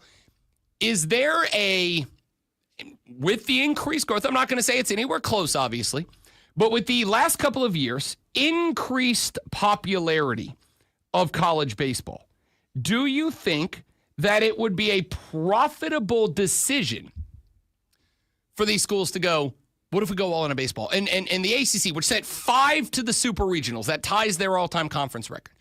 What happens if one year the ACC goes in and they send 8 of the team, they have half the super regional field, and 4 of them are host? Does that bump it up a little bit? How much money comes in? There are a lot of numbers that I just don't know, and I would need to go scour the ACC's annual revenue and budget sheet in order to know the answer. But would it be beneficial to a school for them to say, let's say Duke. Duke goes, we're never going to compete on the football side. Like, we just can't, right? We have our academic regulations, which are going to prevent it. At the end of the day, our alumni base is all in on basketball. We're just never going to get there. But we know that we field a basketball program that annually is in the March Madness tournament and annually is in the March Madness tournament at a high seed. We have a baseball program. Duke is 1 win away from going back to Omaha. We have a baseball program that annually is in the regionals and the super regionals, and more than they don't ends up an Omaha threat, if not outright attendee. What if a school like a Duke says, we're going to pour our entire $20.5 million into basketball and baseball and women's softball, right? That's how we're going to do this. And we're going to become a powerhouse in what is traditionally considered non-revenue generating sports. I don't think it's a bad plan. And I'll tell you why I don't think it's a bad plan. Women's college basketball. Women's college basketball is considered a non-revenue generating sport. But I would look right down the road to Columbia, South Carolina. I would look right down the road to the house that Dawn built. I would look right down the road to the women's basketball program in Columbia. And I would argue that over the past couple of years, with the exception of football, it is not a debate that the most viewed, followed, reported on, and discussed program in Columbia is the women's basketball program. The women's basketball program has had so much success that Dawn and the gals have, I'm not going to say single-handedly, because you do have Angel Reese and Paige Beckers, Caitlin Clark, UConn, Iowa, LSU, Kim Mulkey, et cetera, et cetera. There's a lot of factors here. But I would argue that the biggest driving factor in the surging popularity of women's hoops has largely been, at least built on the platform provided by, the University of South Carolina's women's basketball program. And I'd be willing to bet that the USC women have poured more money into the athletic department if we only even consider tickets and merch. Forget the TV rights. But I'd be willing to bet they have put more money into the coffers than any program on that campus, with the exception of the football program. So if you look at that and you go, okay, what if we take our basketball programs and our baseball and softball programs and we pour all of this revenue distribution into that? Sorry, football boys, we're going to give y'all $2 million, $3 million to spread around, but we're going to put $17 million into these other programs, because we think if we send the women's basketball program to the women's tournament every year, if we send the men's program into, let's go back 2 years. Gigi Jackson is in Columbia on the men's team. Lamont Paris in his initial year. That team's winning that team's winning games. They're on the way. They're in the March tournament. And there was an electric amount of attention paid to the men's game that year. We were talking about it here on the show with great regularity. Well, this year, obviously, Lamont Paris year 2, don't have a point guard on the roster, much like the baseball program. Very disappointing from where South Carolina fans thought they were going to be. And we rarely got people participating in this show wanting to talk USC men's basketball. So as far as I'm concerned, between the consistent success of the Gamecocks women's program and the disappointing drop-off of the Gamecocks baseball and men's basketball programs, I think it's fairly obvious that for a school, there is some level of success generated by having your non-revenue programs be platforms, be top-tier programs nationally. Now, does that generate enough that it justifies taking NIL out of your football program? For South Carolina, I'd argue the answer is no, because you're on the cusp of being a playoff team right now. I believe South Carolina could theoretically be a program that makes the college football playoffs this year. I think definitely next year if everything continues on the trajectory they're at and they replace the Norris Sellers next year. We'll talk about that later. But for a team like a Duke, for an NC State, for a Wake Forest, for a Vanderbilt, it may make sense for them to go, yeah, we're going to keep investing in the football program at the same rate, but we're putting all this House fee settlement revenue sharing money over towards non-revenue programs. Does that make sense? I don't know is the answer.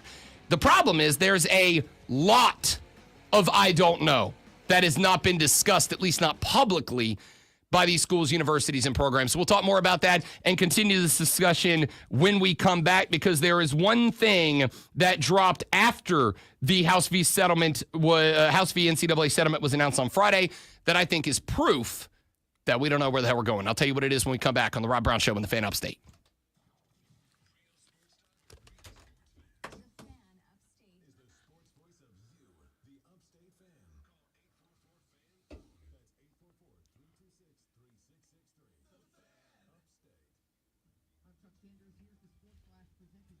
I could go to 10-minute beds, but I don't.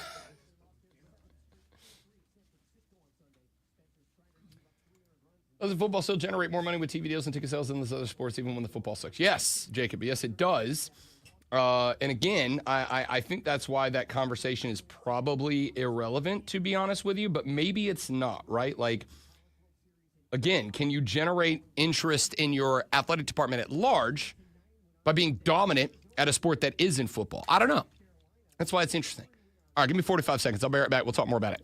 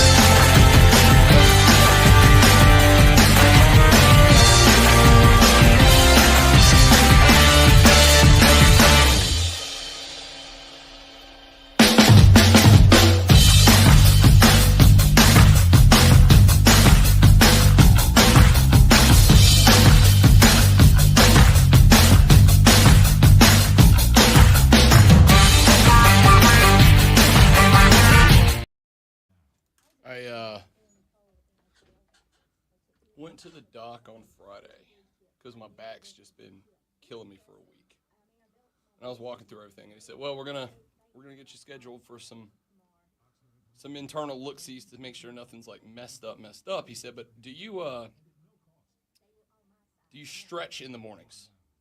And I was like, the same as anybody else with the big yawns or whatever. And he goes, "Have you ever considered that, like," I love my doctor. He's like a young dude like me, and he's just a smart ass.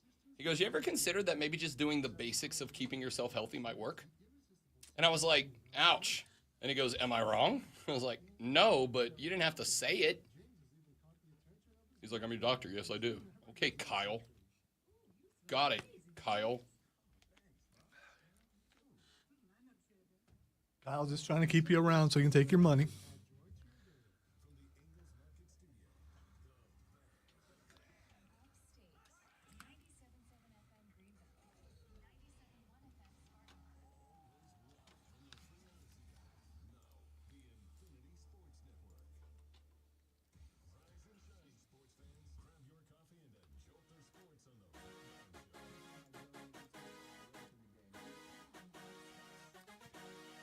The House v. NCAA settlement passes on Friday. The new rules and regulations of college sports are here, ladies and gentlemen.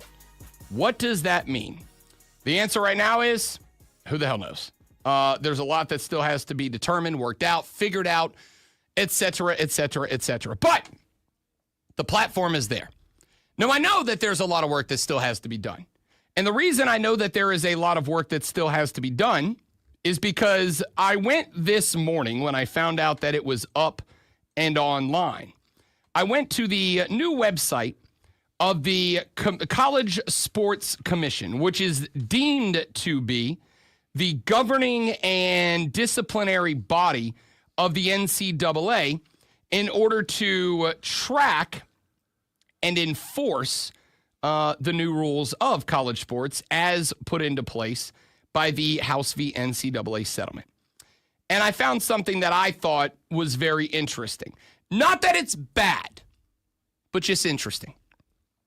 There are on the college sport, which if you want to follow along, it is collegesportscommission.org. They have the same level of branding genius that I do with my social media handles being at The Rob Brown Show. Collegesportscommission.org has 2 blocks of text on the homepage of their website. Now, there's more to it, and I'll walk us through that here in a second. But on the homepage of this website for this organization that today everyone invested in college sports, coaches, athletic directors, university presidents, players, coaches, fans, etc.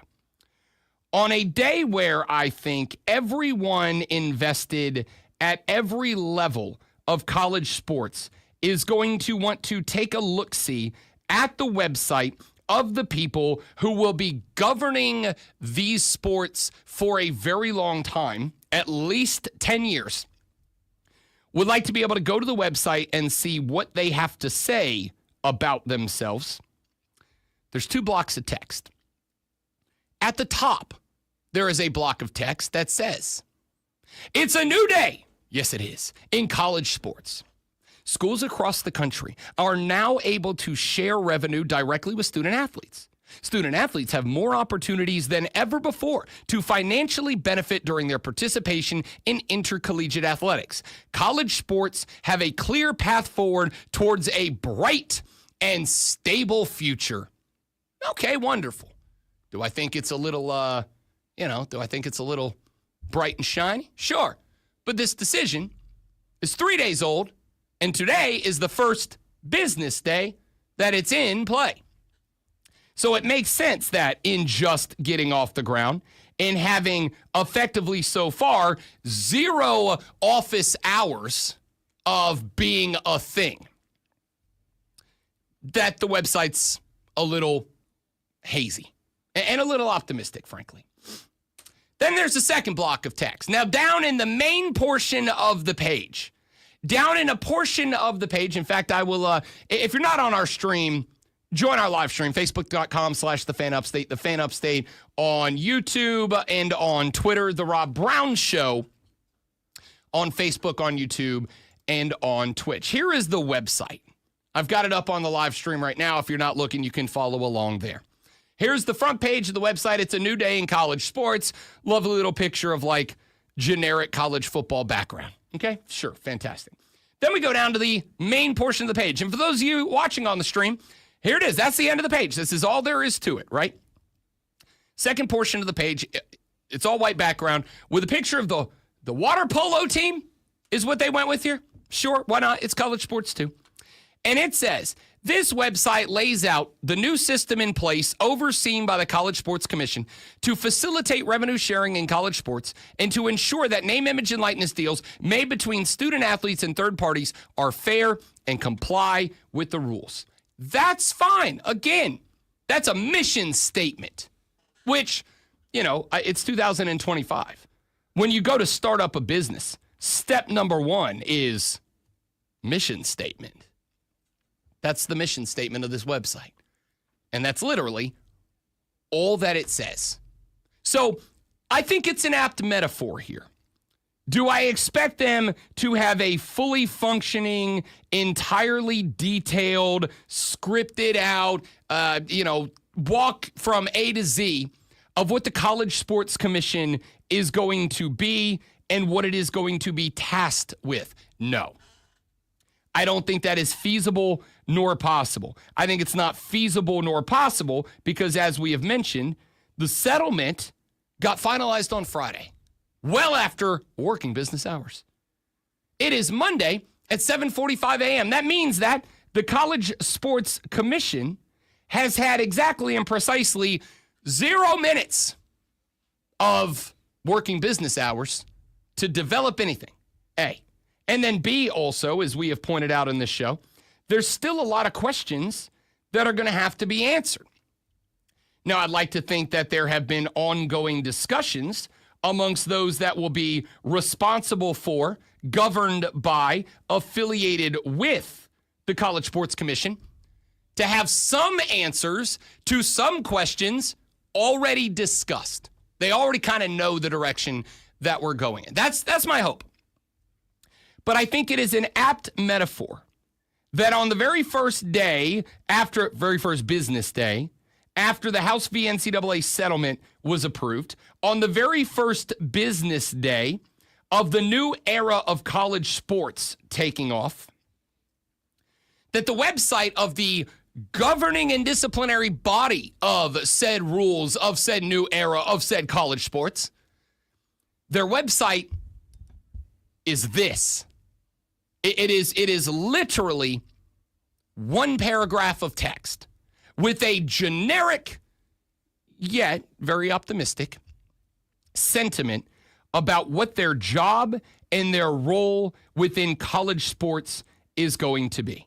Do I expect them to have a fully fledged out encyclopedia of what they do and how they do it? Not necessarily. And to their credit, if you go up in the top right, there are pages for everything. Here is the page in which they discuss revenue sharing. Now, I read through this page earlier.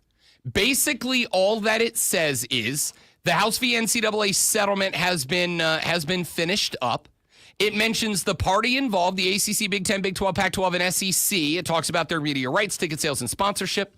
It talks about what the cap is. We already know that, $20.5 million per school for each academic year, pending final confirmation, with few potential exceptions. The cap will then increase 4% the following 2 years and will be reevaluated every 3 years over the duration of the 10-year settlement period. It talks about student athletes receiving compensation from third parties. It talks about the role of the College Sports Commission, LBI software, NIL Go, yada, yada, yada. It talks about the platform enabling moments, what they can do and can't do. And then under the About section, it also has a page discussing the roster limitations, a chart that has a guideline, a breakdown of the old scholarship limit and the new roster limit. For instance, in acrobatics and tumbling, you used to be able to carry 14 scholarships. Now you can carry 55, 41 increased on the acrobatics and tumbling roster on the women's side. Again, a lot of this going to be Title IX compliant. Baseball used to have 11.7 scholarships available. Now you can have 34. Now, why is that interesting? Because in baseball, most, I confirmed this with Decker. It was this way when he played. It's confirmed now. Most kids on a baseball program either don't have a scholarship or they have a partial scholarship. The baseball team may say, we're not going to give 11 scholarships out. They're going to say, we're going to give 25% of a scholarship to 4 different guys. That's one scholarship. Now they can have 34 guys on scholarship. In basketball, you used to be able to carry 13 scholarship players. Now you can have 15 on your roster. But, and these are roster limitations, by the way, not scholarships. How is this determined? I mean, this is it's not, multiplied by a certain amount.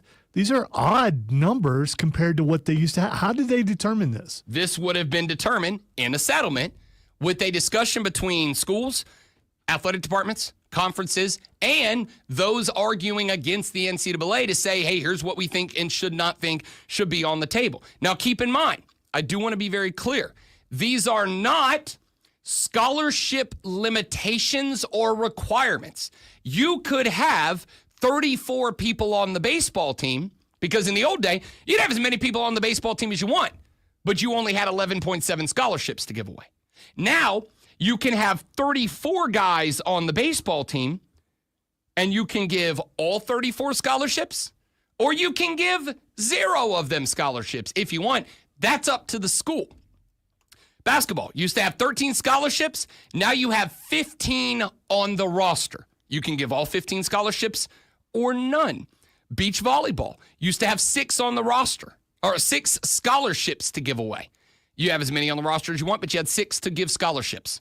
Now you can have 19 on the roster. Give as many or as few as you want scholarships. That's all broken down on the website. They also have a website about enforcement. Now, here's the entire enforcement page. You would think that, again, on their website, the enforcement page would be probably the most detailed on the entire page. They have 2 paragraphs up top that basically are going to dial out what they are. But the last sentence of the first one is what I find interesting. More information about the official rules and policies related to roster limits, revenue sharing, and student-athlete third-party NIL deals will be made available to the public pending discussions with House Class Counsel. Settlements reach, but we still got to talk about what all this makes. And then, on, again, the big main portion of the website, there are 2 paragraphs.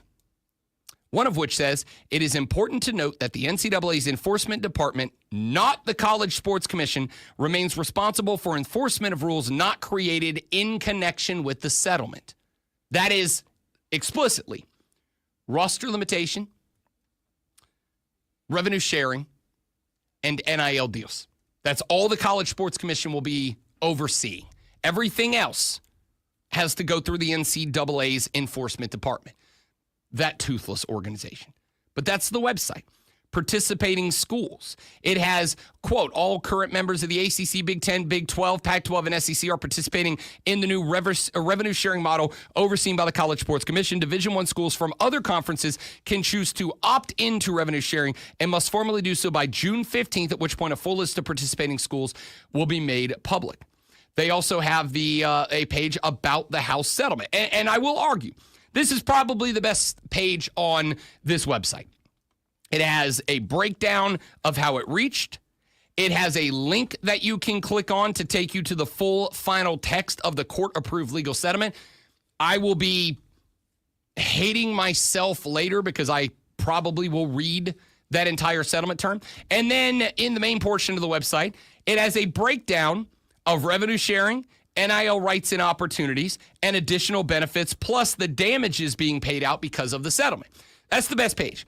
But the point that I am making here is that here is the website of the new College Sports Commission, a commission that has been propped up and will be in place of the regulation of and enforcement of rules when it comes to roster limitations, NIL benefits, and revenue sharing.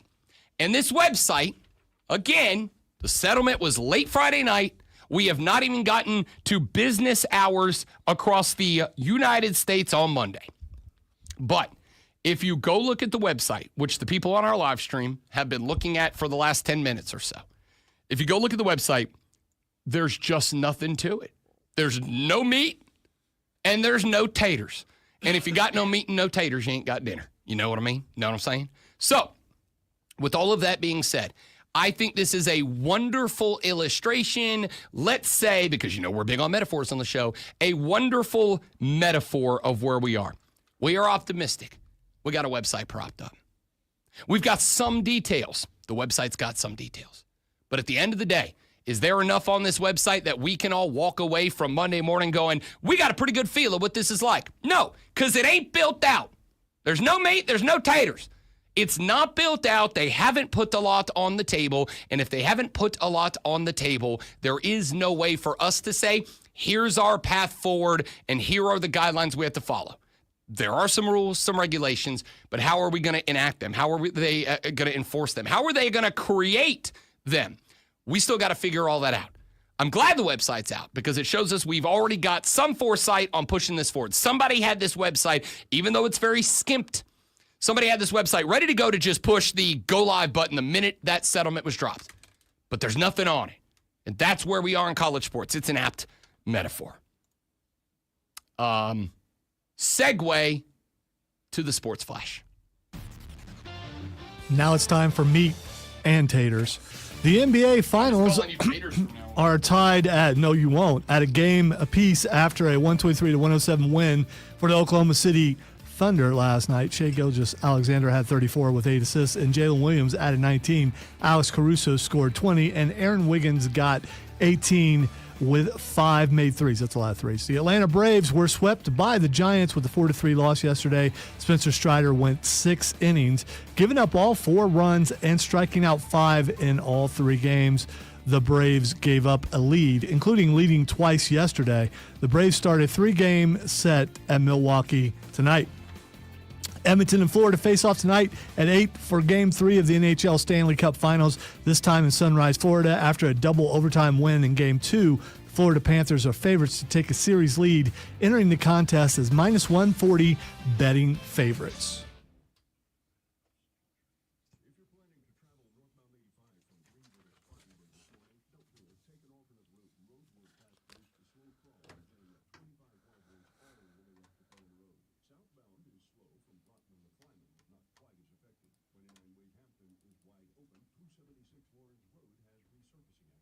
Good morning, Stephen.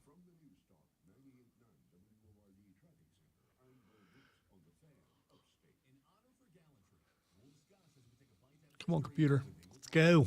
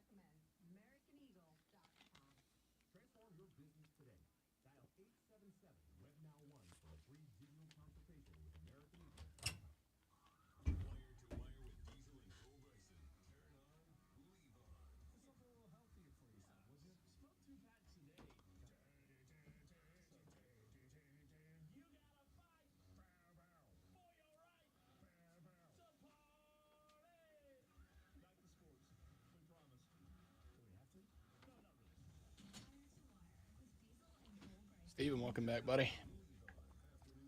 So, Jacob, to answer your question, and I'll probably address this on air too, but to answer your question here, since you were kind enough to take the time to ask it, will NIL still be separate? So in theory, the $20 million is just extra money, so your argument could actually work if the football is already in a good position.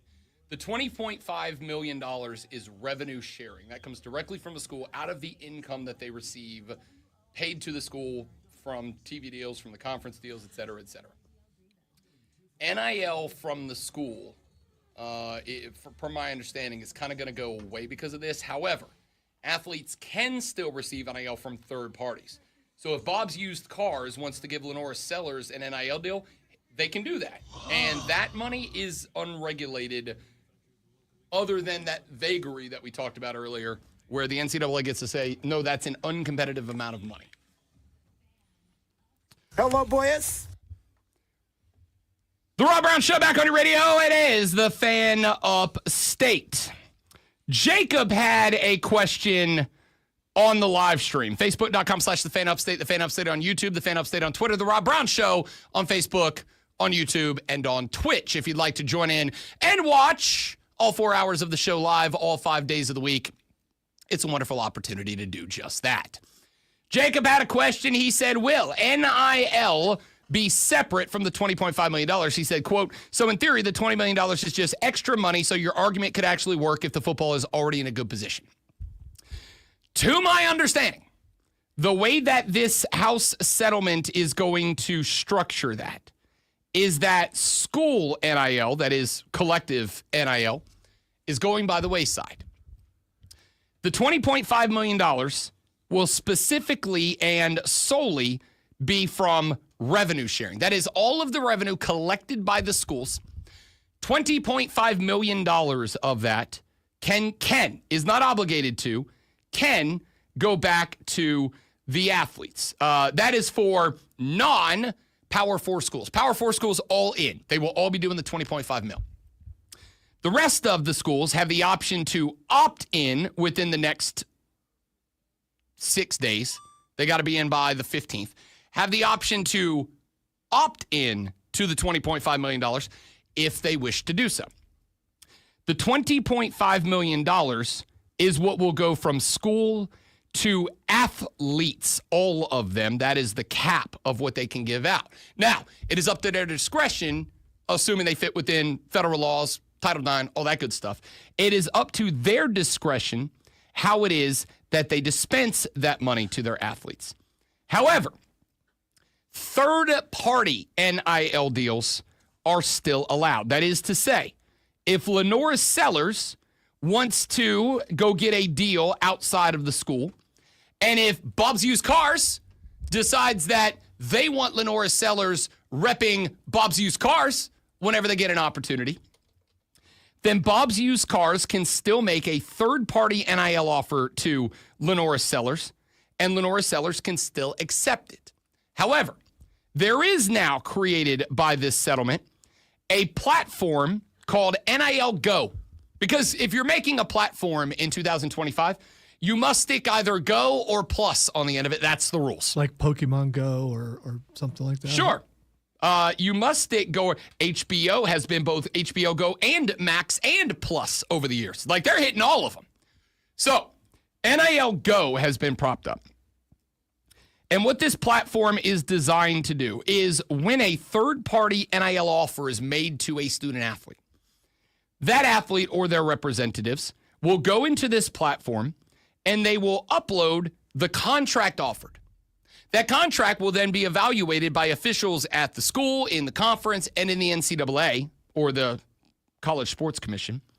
And they will determine and make sure that that contract is fair, it is adequate, it is appropriate, et cetera, et cetera. And they will say, yes, this NIL deal is valid, and the athlete can sign it. And then Lenora Sellers can sign that contract with Bob's Used Cars, and he can start rocking the polos and the quarter zips and the hoodies or whatever that Bob's Used Cars provides him to rep the logo. The school and the NCAA will now have a couple of things on the table. By the way, that is for NIL deals over $600.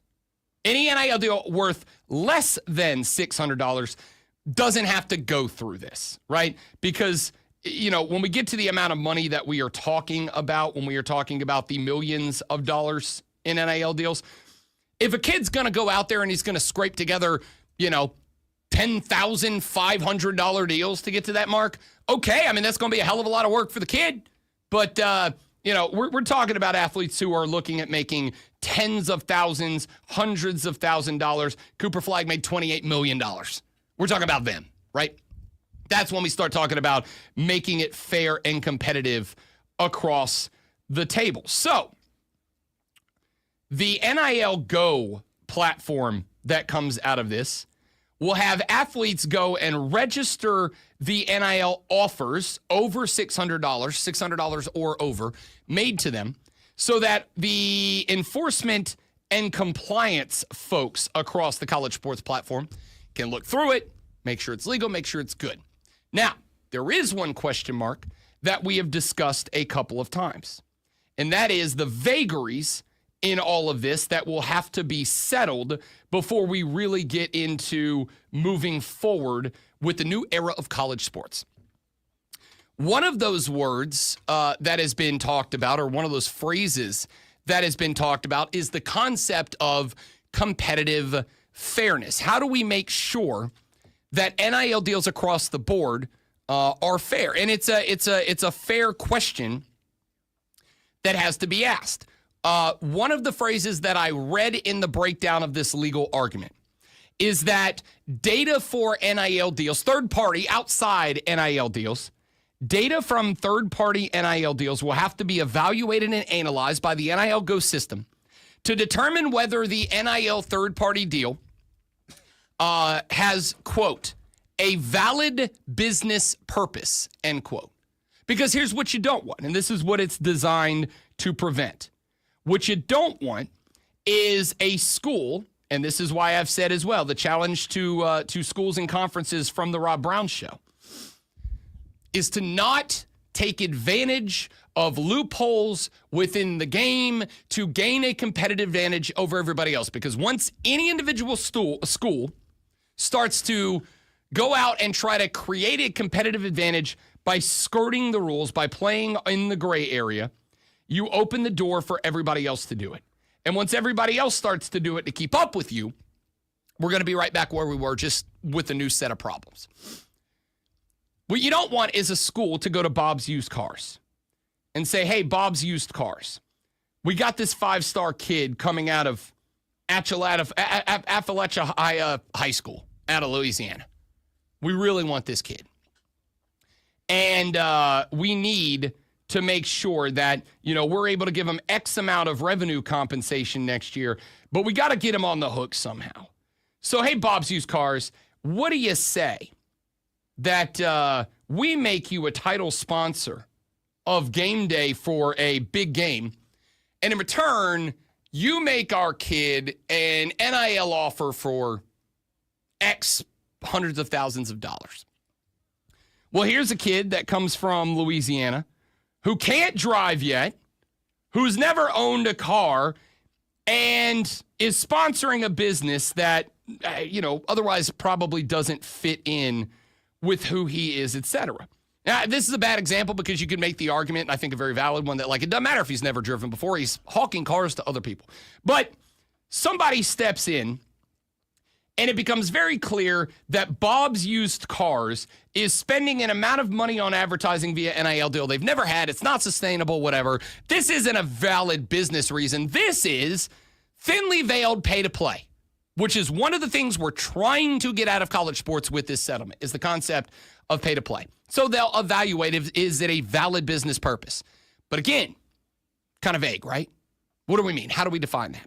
Then there is the second sentence, and this is the one that I read this morning, and it jumped off at me as, well, that's going to be tough to figure out moving forward. NIL Go and the College Sports Commission will evaluate whether a third-party outside NIL deal is, quote, within a reasonable range of compensation, end quote. Now, what the hell does that mean? I mean, I can give you some fringe thoughts. Yeah. If a college is thought to be bringing in, after a football season, they make a total of $270 million, right? Like that's their total revenue brought in. And we know that they can split, or they're obligated for the big schools to split 20.5 in revenue sharing. Let's say that an NIL deal gets signed with a kid for $50 million. Because let's be real, Cooper Flag made 28, most of that from two companies, right? New Balance and Fanatics. But let's say New Balance, let's say Under Armour steps in. And Under Armour is the official apparel provider for XYZ State University. Under Armour steps in and they say, we're going to offer $50 million worth of NIL deal to this kid. I'm not saying that this is the case. I'm saying the fact that you can't tell me it's not is the reason we got to get rid of the vagaries. They say we're going to offer $50 million. And let's say this school, for the sake of Rob sucks at math, made $200 million in total revenue last year. They may step in and go, wait. You are going to sign an NIL deal that is valued at 25% of the entire revenue of this school. Is that competitively balanced? Is that a reasonable range of compensation that one basketball power forward or one football quarterback is worth 25% of the total revenue of a Power 5 school? See, here's the thing. There's going to be some people that go, yeah, it's valid. Is Lenoris Sellers going to be that big of a deal for South Carolina football this year? Yes, if he reaches the reasonable metrics that we are applying to him. Yeah, I would say that's a huge deal. If Lenoris Sellers is a Heisman Trophy finalist, if he's in the running for the Davey O'Brien, if he's in New York City at the end of the year, if the Gamecocks make a playoff appearance because Lenoris Sellers threw for 8,000 yards with 200 touchdowns and no picks, is it reasonable to say he is worth a large percentage of South Carolina's total revenue? I'd say the answer's probably yes, right? But the problem is that the vagary, a quote, reasonable range of compensation. Who's going to determine that? How are they going to determine that? Is there going to be a formula in play? All right, each school gets to take this revenue and divide it by F and then multiply it by X and then divide it by the sub factor of C1 minus C3. Like, is there a formula in play that we can plug in the numbers and determine that this is the number of any particular given athlete? And do we factor other things into that? If Lenoris goes and wins the Heisman this year and then inexplicably says, yeah, I won the Heisman and we got to the playoff, but I don't want to leave Columbia without a natty, so I'm coming back for one more. And also the Saints are drafting first, and I damn sure don't want to go there. So I'm coming back. Sounds like a pretty accurate depiction. The second one more than the first. You're not wrong. If he says I'm coming back next year and he has won a Heisman and he's taken South Carolina to their first college football playoff appearance and they won 2 games, hell, maybe they made a natty, shock of shocks, right? If he does all that and then he says he's coming back for a third and a final year as QB1, how do we determine what his reasonable compensation is? He would be the most visible football player since Tim Damn Tebow. How do you figure out what's fair and reasonable for a range of compensation for him at that point? I don't know. But that's kind of the point. It is fantastic that the settlement's been approved, that we have at least a very rough roadmap for the direction that we're going, that we have some base guidelines that have been put into place. But there's still a lot of vagary that has to be navigated, that has to be figured out. This is probably the biggest one. And the reason I'm hinging on this one is because to me, I think it is wonderful when the world provides an apt metaphor for a situation. In the last segment of the show, we walked up and down the website that is already launched for the College Sports Commission. And if you go look at that website, which is collegesportscommission.org, if you want to double check my math here, I think it is fantastic that that website is up. I think it is fantastic that that website is up and is up so that we can all take a look at what the results of the settlement are. You can go there and you can read the actual settlement so you can have a legal knowledge of what has been said, declared, and we're moving towards. It has the baseline of what the College Sports Commission is. But if you go look at page number 1 of that website, it is just a silver-lined, optimism-fueled mission statement for what this thing is supposed to do. There's no meat to it at all. And I think that's a pretty apt metaphor for, yeah, we've got the settlement, all right? So the table has been set. The table has been set. We've all sat in our chairs. Everybody's at the table together. The SEC, the ACC, the Big 10, the Big 12. Everybody's at the table together. The table's been set. The plates and the forks and the knives and the napkins are all down. All right, we all got our drinks. Now we're just waiting for the meat and potatoes to show up. Now we're just waiting for the main course to be served. And the website is the wonderful metaphor, and the example that I just gave you of the vagaries have us all smelling dinner in the air, but we got no idea what's about to be put on the plate in front of us. The chef's still in the kitchen trying to cook that whole thing up. So I think that's kind of the point. I think it's fantastic that the commission is going to be operated not by the NCAA, but by the conferences. And in doing so, the conferences are asking all of the schools within themselves to sign a joint agreement that has already been drafted. We talked about this on the show a couple of months ago when this rumor started going around. A drafted resolution that every school will sign. In fact, I don't remember if it was one of the commissioners that suggested this or if it was just a discussion point amongst them. But there was the discussion going on that after this proposal was drafted, some of the conferences might require their schools as a condition of continued membership in the Power 5 conference that they sign this letter that says we understand the rules, we agree to the rules, we shall abide by the rules, and if we are found in violation of the rules by the College Sports Commission, we will make good and we will not sue in order to get over the rules, to skirt around the rules. I kind of hope that happens. Do I think there may be a holdout or two? And maybe we'll find out. But by having the conferences in control of the commission, the conferences can tell their schools, here's what y'all gonna do, and each conference can hold each other accountable and punish each other by an enforcement arm that they are connected to and in charge of. We have the guidelines, we have the roadmap, the table is set, now we're just waiting to eat. Texture said, Rob, when will we see the launch of the Rob Brown Show Go Max Plus? I don't know is the answer. I'm still working on what the subscription cost is going to be. All right? Back after this on the Rob Brown Show in the Fan Upstate.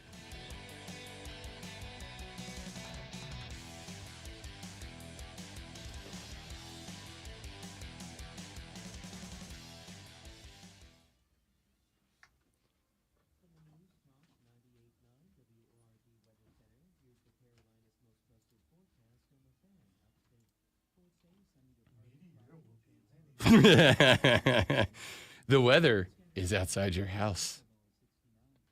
Jacob, great question. I appreciate you giving me that take there. All right, we'll be right back, guys.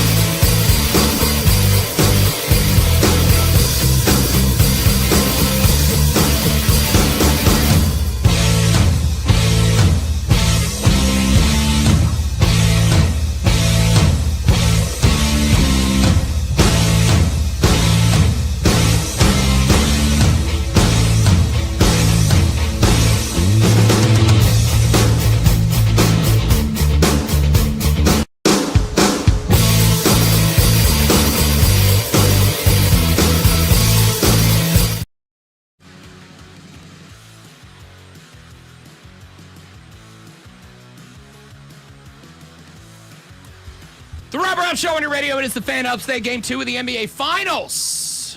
Last night, the Oklahoma City Thunder knock off the Indiana Pacers 123-107. It was just a dominating effort from start to finish for the OKC, which is very interesting considering the little beat the books breakdown there from BetMGM Network was me saying I'm taking the Pacers in 7 as a bet with a 10-1 ticket. And I did, and I would because it was one game. I don't want to panic. I would also like to point out for those that have panicked and said, oh, the series is over. The Pacers have played 3 series to get here. They played Milwaukee in round 1. They played Cleveland in round 2. They played the Knickerbockers in round 3. Here's a fun little stat for you. The Pacers, great one, have lost one game by 15-plus points in all 3 of those series. The Bucks blew them out by 15 once. The Cavs blew them out by 15, I believe, in game 2. And the Knicks blew them out by 15 points. All 3 series that the Pacers have played in to get to the NBA Finals, they lost at least one game by 15. In all 3 games that they lost by 15, they won the next game. So there was a stat going into last night's game that Oklahoma City had lost 5 games in the postseason coming into game 2. They are 5-0 in games following a loss in this postseason. All right. Now, that stat came into play last night as they kept the undefeated after a loss streak in the postseason alive. They have not lost consecutive games in this postseason.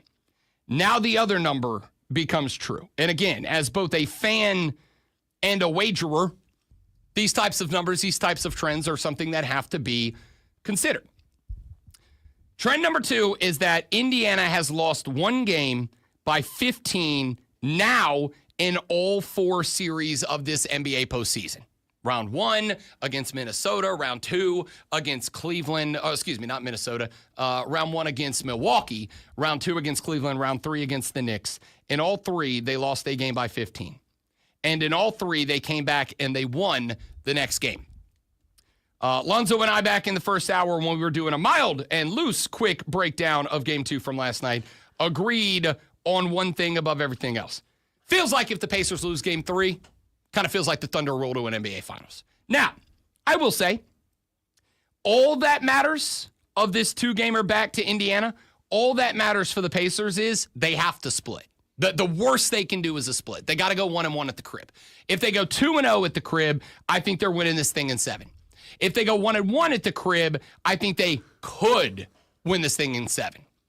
If they go 1-1, now it's a best of 3, and you hand home court advantage back. You enter with a 1-1 split, obviously, and I'm not telling you anything you don't know. If you enter, you do enter game 3 back at the house, it is now a best of 5, and while game 7 is at OKC, you have home court advantage. 3 of the remaining 5 are at Indiana, and you're tied 1-1. It's the best of 5. You got 3 games at the crib. They have 2. If you split 1-1, that obviously reverses. Then it becomes a best of 3, and games 5 and 7 are at Oklahoma City. So a 2-0 sweep would feel great. A 1-1 split's the worst they can do. I will also acknowledge that. It kind of feels like after the Momo built up last night by a dominating effort from the Thunder, that if they win game 3, and especially if they win game 3 by 12, 15 points, if they roll the Pacers in game 2, at that point I'll say, okay, it's cooked, it's over, it's done. Because what the Pacers have in their favor, and the thing that I expect that Rick Carlisle is going to be bringing up to that team between now and Wednesday for game 3, is that this team in the entire postseason run has been a bounce-back team. A team that takes one on the chin, gets knocked down, but they get up again. You're never going to keep them down. This is a team that has taken 15-point losses. And those 15-point losses, by the way, I think are a big part of the reason that everybody with a microphone, except me, doubted the Pacers' ability to keep this close. Well, they did that in round 2 against Cleveland, too, right? Oh, Cleveland, best record in the East. How can the Pacers keep up with Donovan Mitchell? And they did what they had to do. And then in the series against the Knicks, kind of the same thing. Oh, the Knicks beat the Celtics. How in the world? Yeah, Jason Tatum got hurt. But how in the world can this Pacers team that doesn't have a true superstar keep up with the Knicks? And what they do? They took one on the chin. They got up. They made it a series, and then they finished it. It's the same narrative that the Pacers have faced the last 2 series in a row, coming from the same people who set the narrative. Oh, they just don't got them dogs in them. How can they hope to keep up? They ain't got the guys. Well, game 1, they show you they got the guys. Now, I will say, I think every game that Indiana wins in this series is going to be a close game. I don't think the Pacers are going to blow out the Thunder. I think the Thunder, in fact, I was on with Sean Levine on Saturday on the Infinity Sports Network for a few minutes. And he said, do you think there's a Thunder blowout in store? And I said, yeah. In fact, I think it's in game 2. I don't think the Thunder are going to take that one on the chin and not respond in game number 2. I could see a blowout. It's not game 2 I'm worried about for Indiana. It's game 3. If you get blown out, if the Thunder show you everything on the cards in game number 2, and I think they will, because I don't care which team you are, neither of these teams can afford in games 1 and 2 and then games 3 and 4. My thought to Sean was neither one of these teams can afford to lose both at the crib. If either one of them lose both at the crib, then they have to win both on the road or else the series is over. Either direction. I can see a game 2 blowout. Game 2 is not what I'm worried about for Indiana. Game 3 is what I'm worried about for Indiana. This does feel like it's an Indy must win. Now, maybe they get me wrong. Maybe Indy could lose game 3, go down 2-1, turn around, split it, win game 4. Now we got a 2-2 series heading into the final 3. But it is more important. This one is more about, and I try my best not to break down sports with stuff like this, but sometimes you got it. It's a vibes thing for me. It's a vibes thing.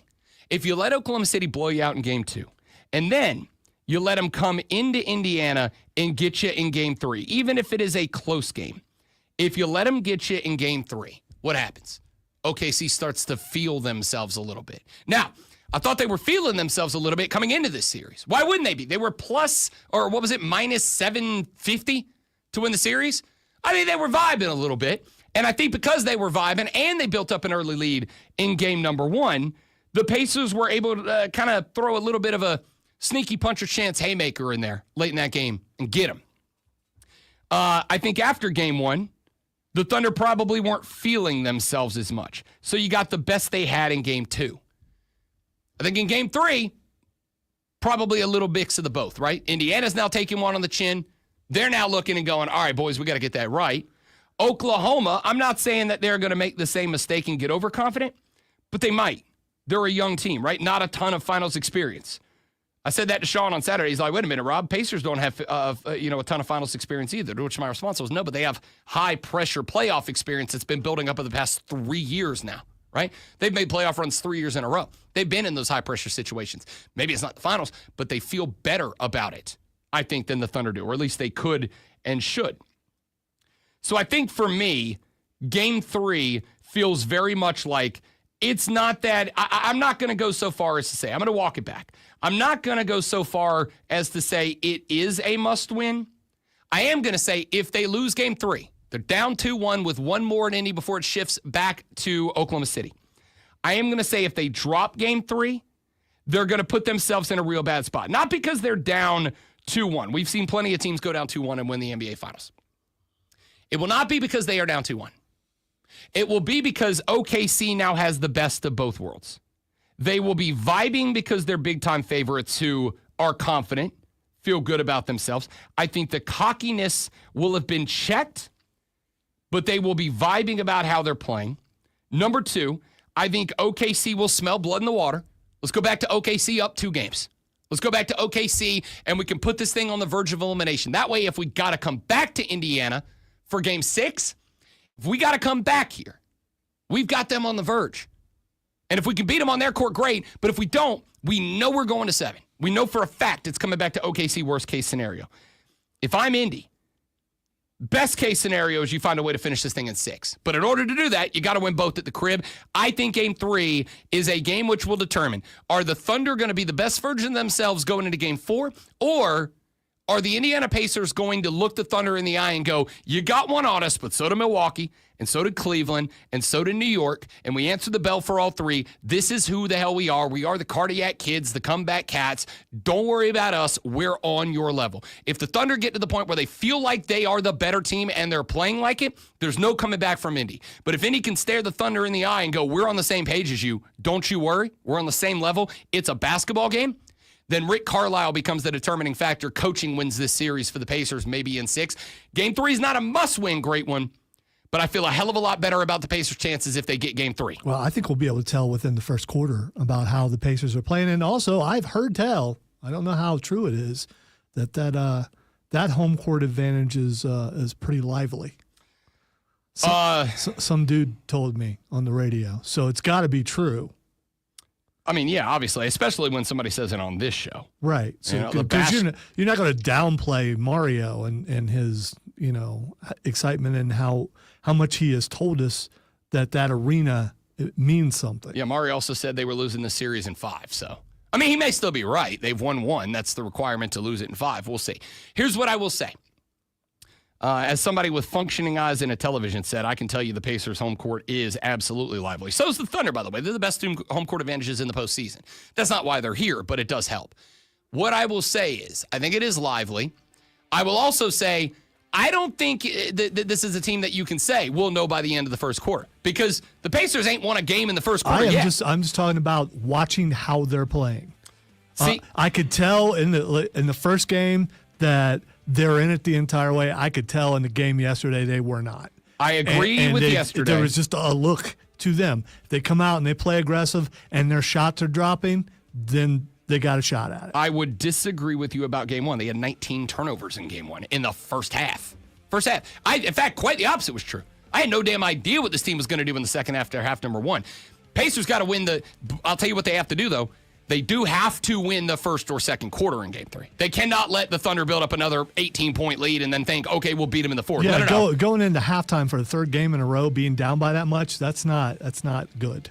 In Game 1, they were down, 14 or 18 at the half, and they fought back. Game 2, they did the same thing, except the Thunder went, we know where you beat us, and we're not going to let it happen again. So the Pacers have to be at least in a tie, maybe 2-point deficit at worst in Game 3. We'll talk more about it, but when we come back, John Blau of the Post and Courier will check in with all things Clemson Athletic Department and get John's thoughts on the House v. House v. NCAA settlement that dropped on Friday. That's coming up next on the Rob Brown Show on the Fan Upstate. Ooh, time that kid perfect. And by time it, I mean got lucky that kick was perfect. I was going to go with it with you, but I mean,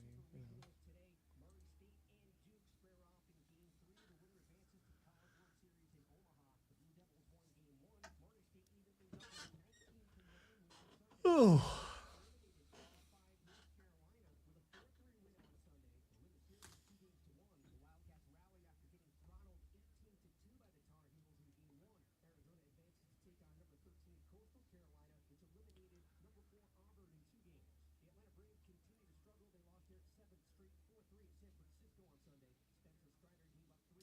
Spike, what's on the YouTube page that you're talking about?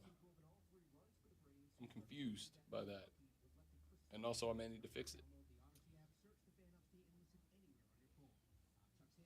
And the thunder rolls, and the lightning strikes, bam, bam, bam. Another love goes cold on a sleepless night.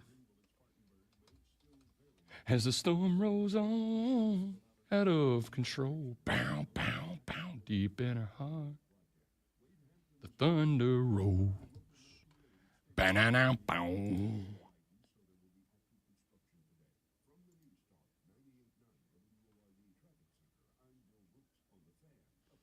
Rush down the hallway, through the bedroom door. She reaches for the pistol, hidden in the dresser drawer. She tells the lady in the mirror he won't do this again, Because the night'll be the last night. She Okay, I wonders see what where it is. he's been. According to the fan YouTube page, we're still on 9 to noon. Interesting. And offsides with Mark Ryan, 3 to 7. All right, so I need to fix the YouTube page. Someone needs to fix it. Got it. Thanks, Spike. Congratulations on your flexible programming director position. Obviously, neither one of us look at it that close, but we didn't put it together. So, I mean, expect the people who did put it together, that page, would have took care of it. I'm guessing you didn't put together right. So I got to make a phone call to do the. Oh, yeah, that's right. Be right back, guys. Got to get John online. BRB.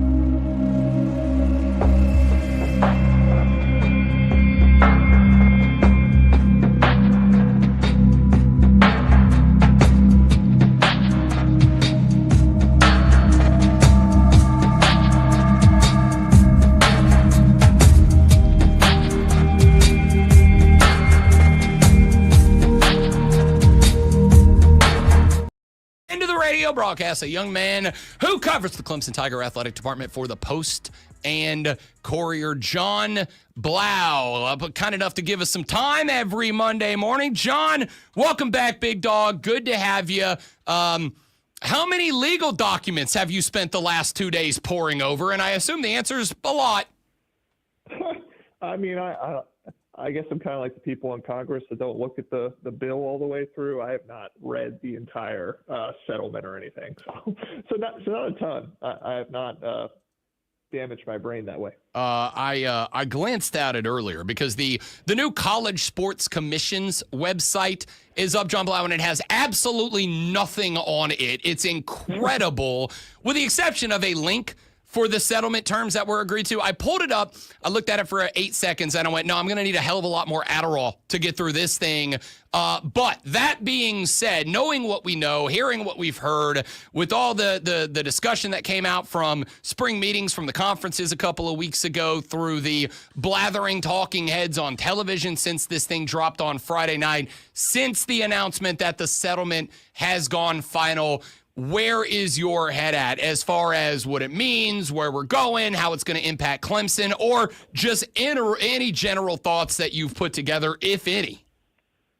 Yeah, I mean, this is what we've been expecting for months, so it's not really much of a change other than they grandfathered the roster limits in so that you can have designated athletes who, Dabo Swinney talked about having to tell a bunch of kids that, hey, you can't come back next year because we're reducing the roster size. It'll be interesting to see if any of those athletes come back, some of those walk-ons, because they've grandfathered some of this in. But obviously everything else is kind of what we expected in terms of revenue sharing. They got the NIL clearinghouse, NIL Go, I guess it's being called. That's going to vet any deal over $600. Even though they're saying it's not fair market analysis, it's a range of things in terms of your stature as an athlete, your reach, what market you're in, all these things. It could be a range of pay.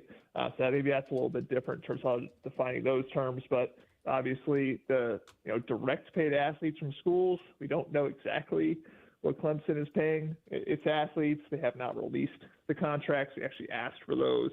They said that they're trade secret, basically, the amount they're paying each sport.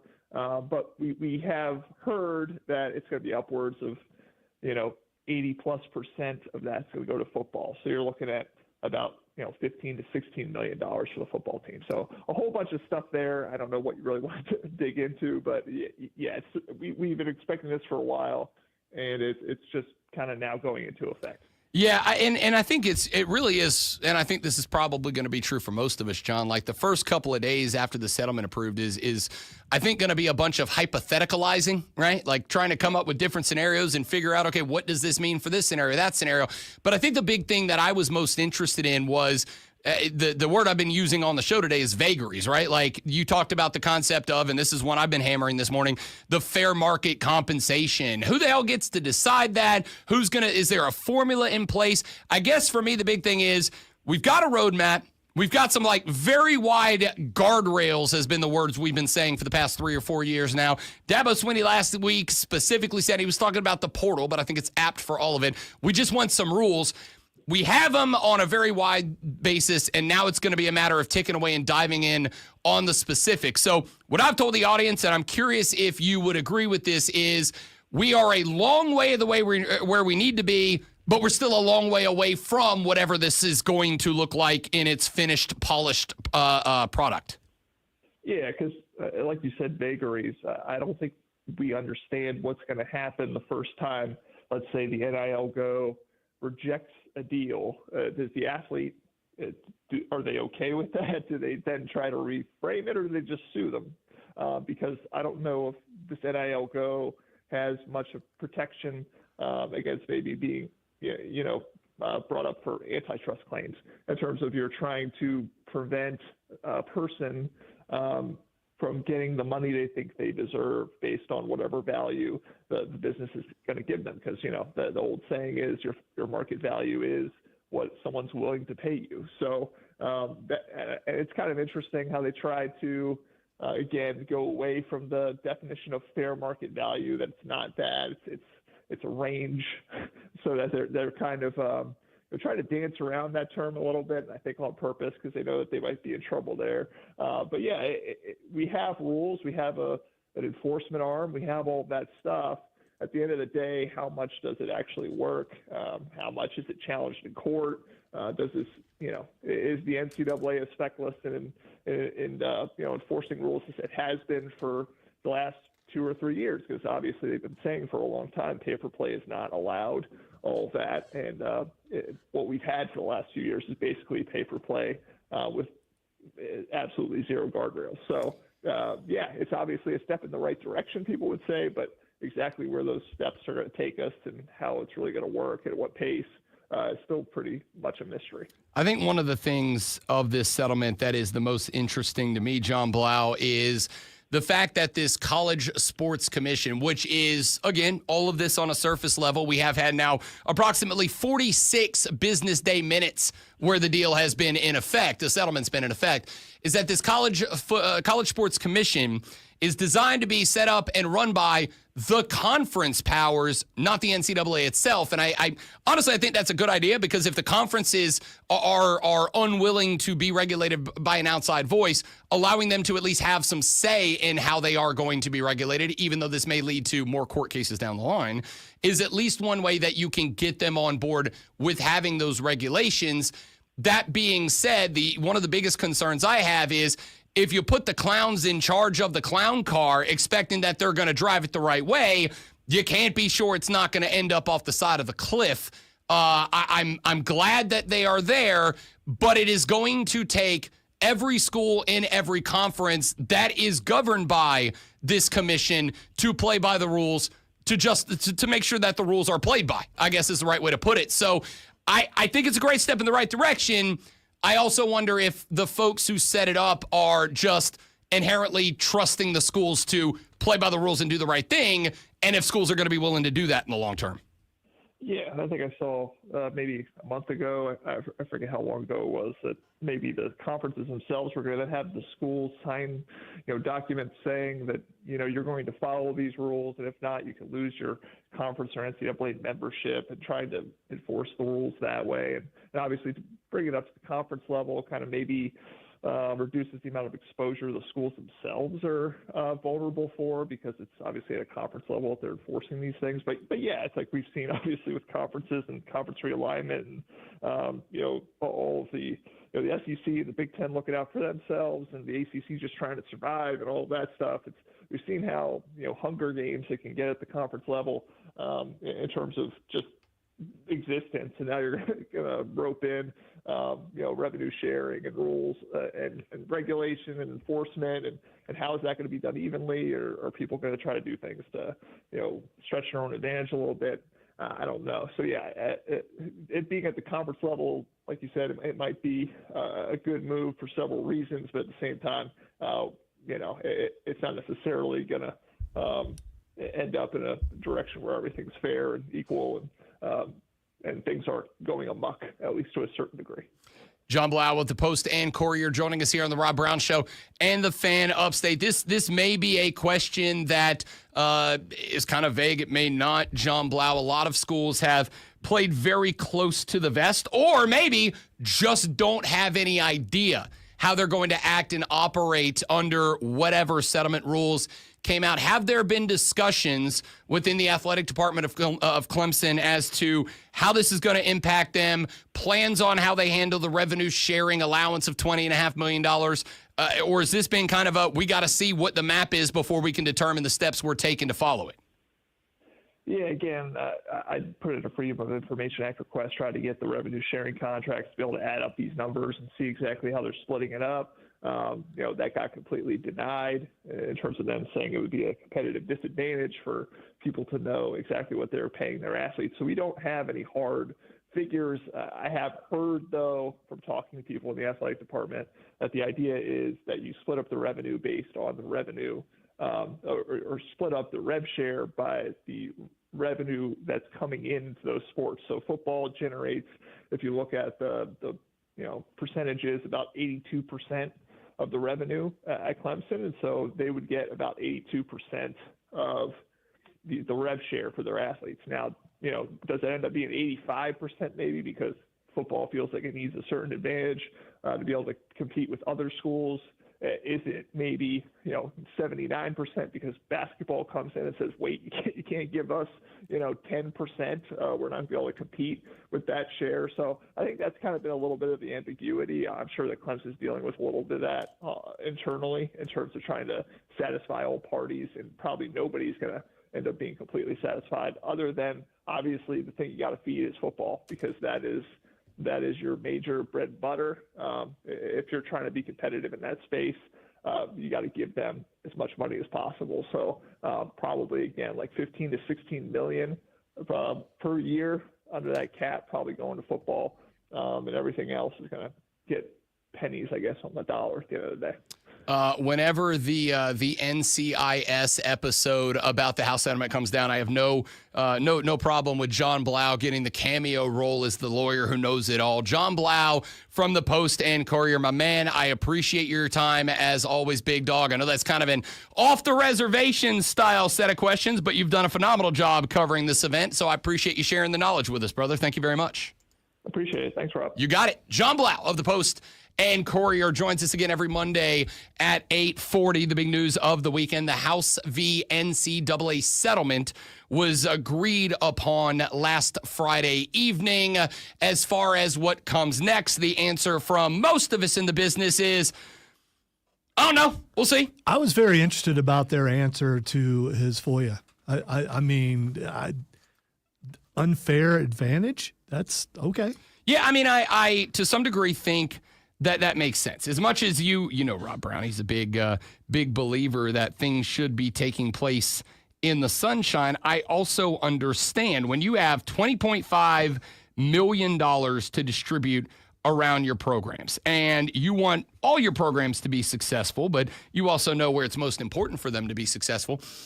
It would be a hindrance to say this is how we're setting up our rev share, especially if not everybody has to put their plans out there. Because if you come out and you go, all right, we're giving X percent of our $20.5 million to football, then South Carolina right down the road might look at that and go, okay, Clemson's doing this and they're putting this much money here and this much money. And we feel like the best way for us to be competitive is to split it up this way.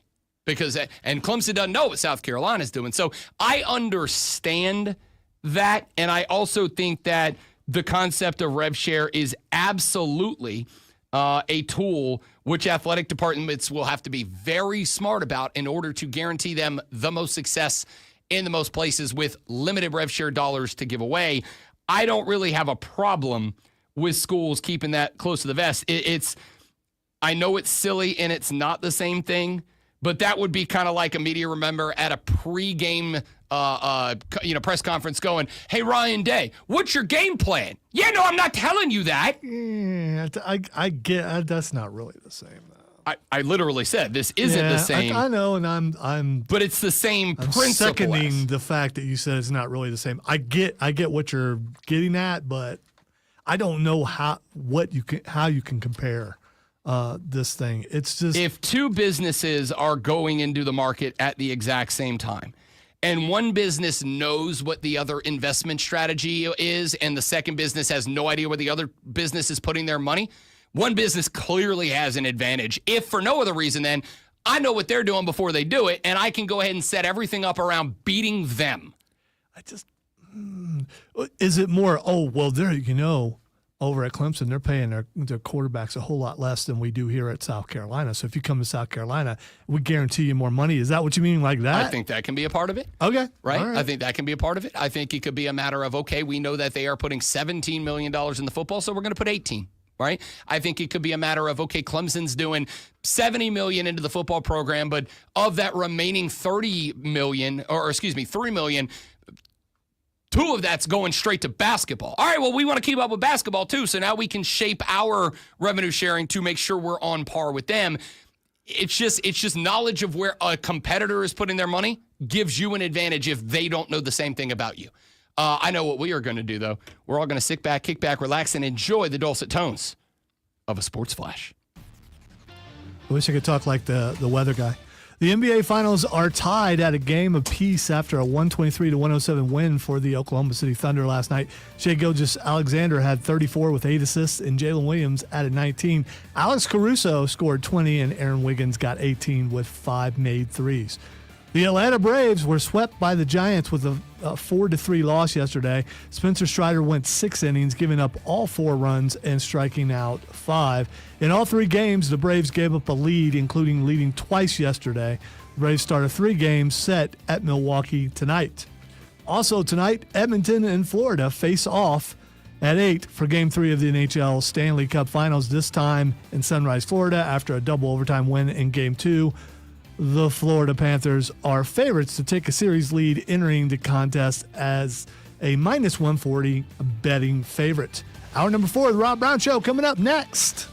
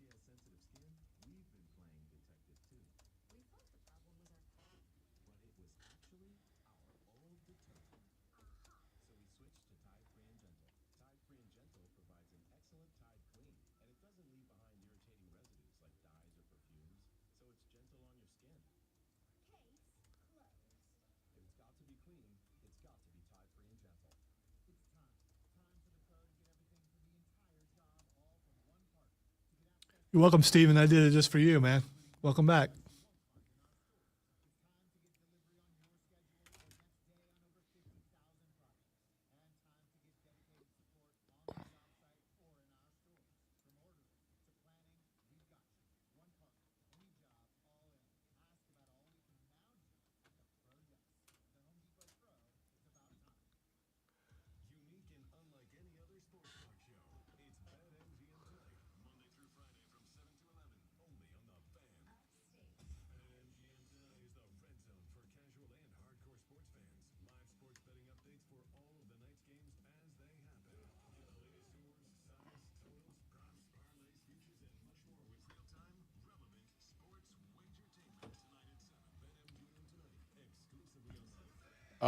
You could just cut out the Barbs have done nothing, James, and that sentence would still be just as accurate. QC in the first break. And 4.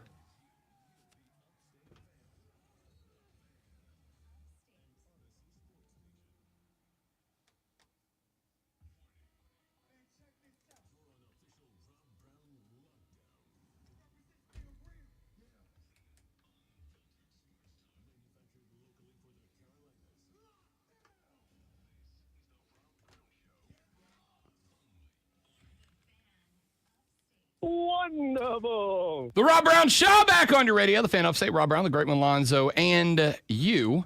The Hub City Spartanburger text line is open at 844-326-3663. 844-326-3663. Shoot us a text. We'll read it on the air. The same is true to call in and get on the air. 844-326-3663. Your reactions to a multitude of topics that we are discussing so far this morning. The House v. NCAA settlement was passed on Friday, approved by Judge Claudia Wilkin. We have entered the new era of college athletics. What does that mean? What do you think will be the results of it? We've talked about that. We will continue to do so moving forward. NBA Finals game number 2 goes the way of the Oklahoma City Thunder, and it wasn't particularly close. Was this the beginning of the end for the Pacers? I've made the argument, no. This is a team that has lost at least one game by 15 points in every playoff series so far. I see no reason to push the panic button just yet. Your thoughts on that? NHL Stanley Cup game number 3, Florida-Edmonton. Both have a win in hand. Edmonton took game 1 in an overtime thriller. Florida got it back in game 2 with a double overtime thriller. We're going to talk about that coming up in a few minutes and more. Actually, I would like, you know what? I want to bring something up about that right now because this Florida team's really interesting to me. Now, as a fan, Florida is a team that I traditionally would not be a big fan of because they're a bully ball team. And not just are they a bully ball team, but they know they're a bully ball team. They lean into it. They embrace being a bully ball team. Or some of you have said just old school hockey. And I don't think that's incorrect at all, to tell you the truth. And ordinarily, I would really not be a big fan of that. But there's something weird that keeps me invested. And part of it is the fact that I am a Florida kid. And I do think it very interesting and entertaining to repeatedly remind all of my Canadian buddies that Florida is hockey nation, all right? The capital of the hockey world is the state of Florida. You know, the Sunshine State, known for its wonderful tropical environment and beaches. Yeah, we're the hockey state now. Look at me. We're the hockey state now. And I do enjoy that. But there's something else about it. I've not been able to put my finger on it. Until over the weekend, when it dawned on me why it is that it's not just because I'm from Florida and I like antagonizing my Canadian friends by reminding them that, I don't really care that 80% of Florida's roster is made of Canadian guys. It's just the fact that we run hockey now. Between Tampa Bay and Florida, we run hockey. I figured it out. It is the fact that on the ice, for 60 minutes of hot hockey action, I can't stand this team.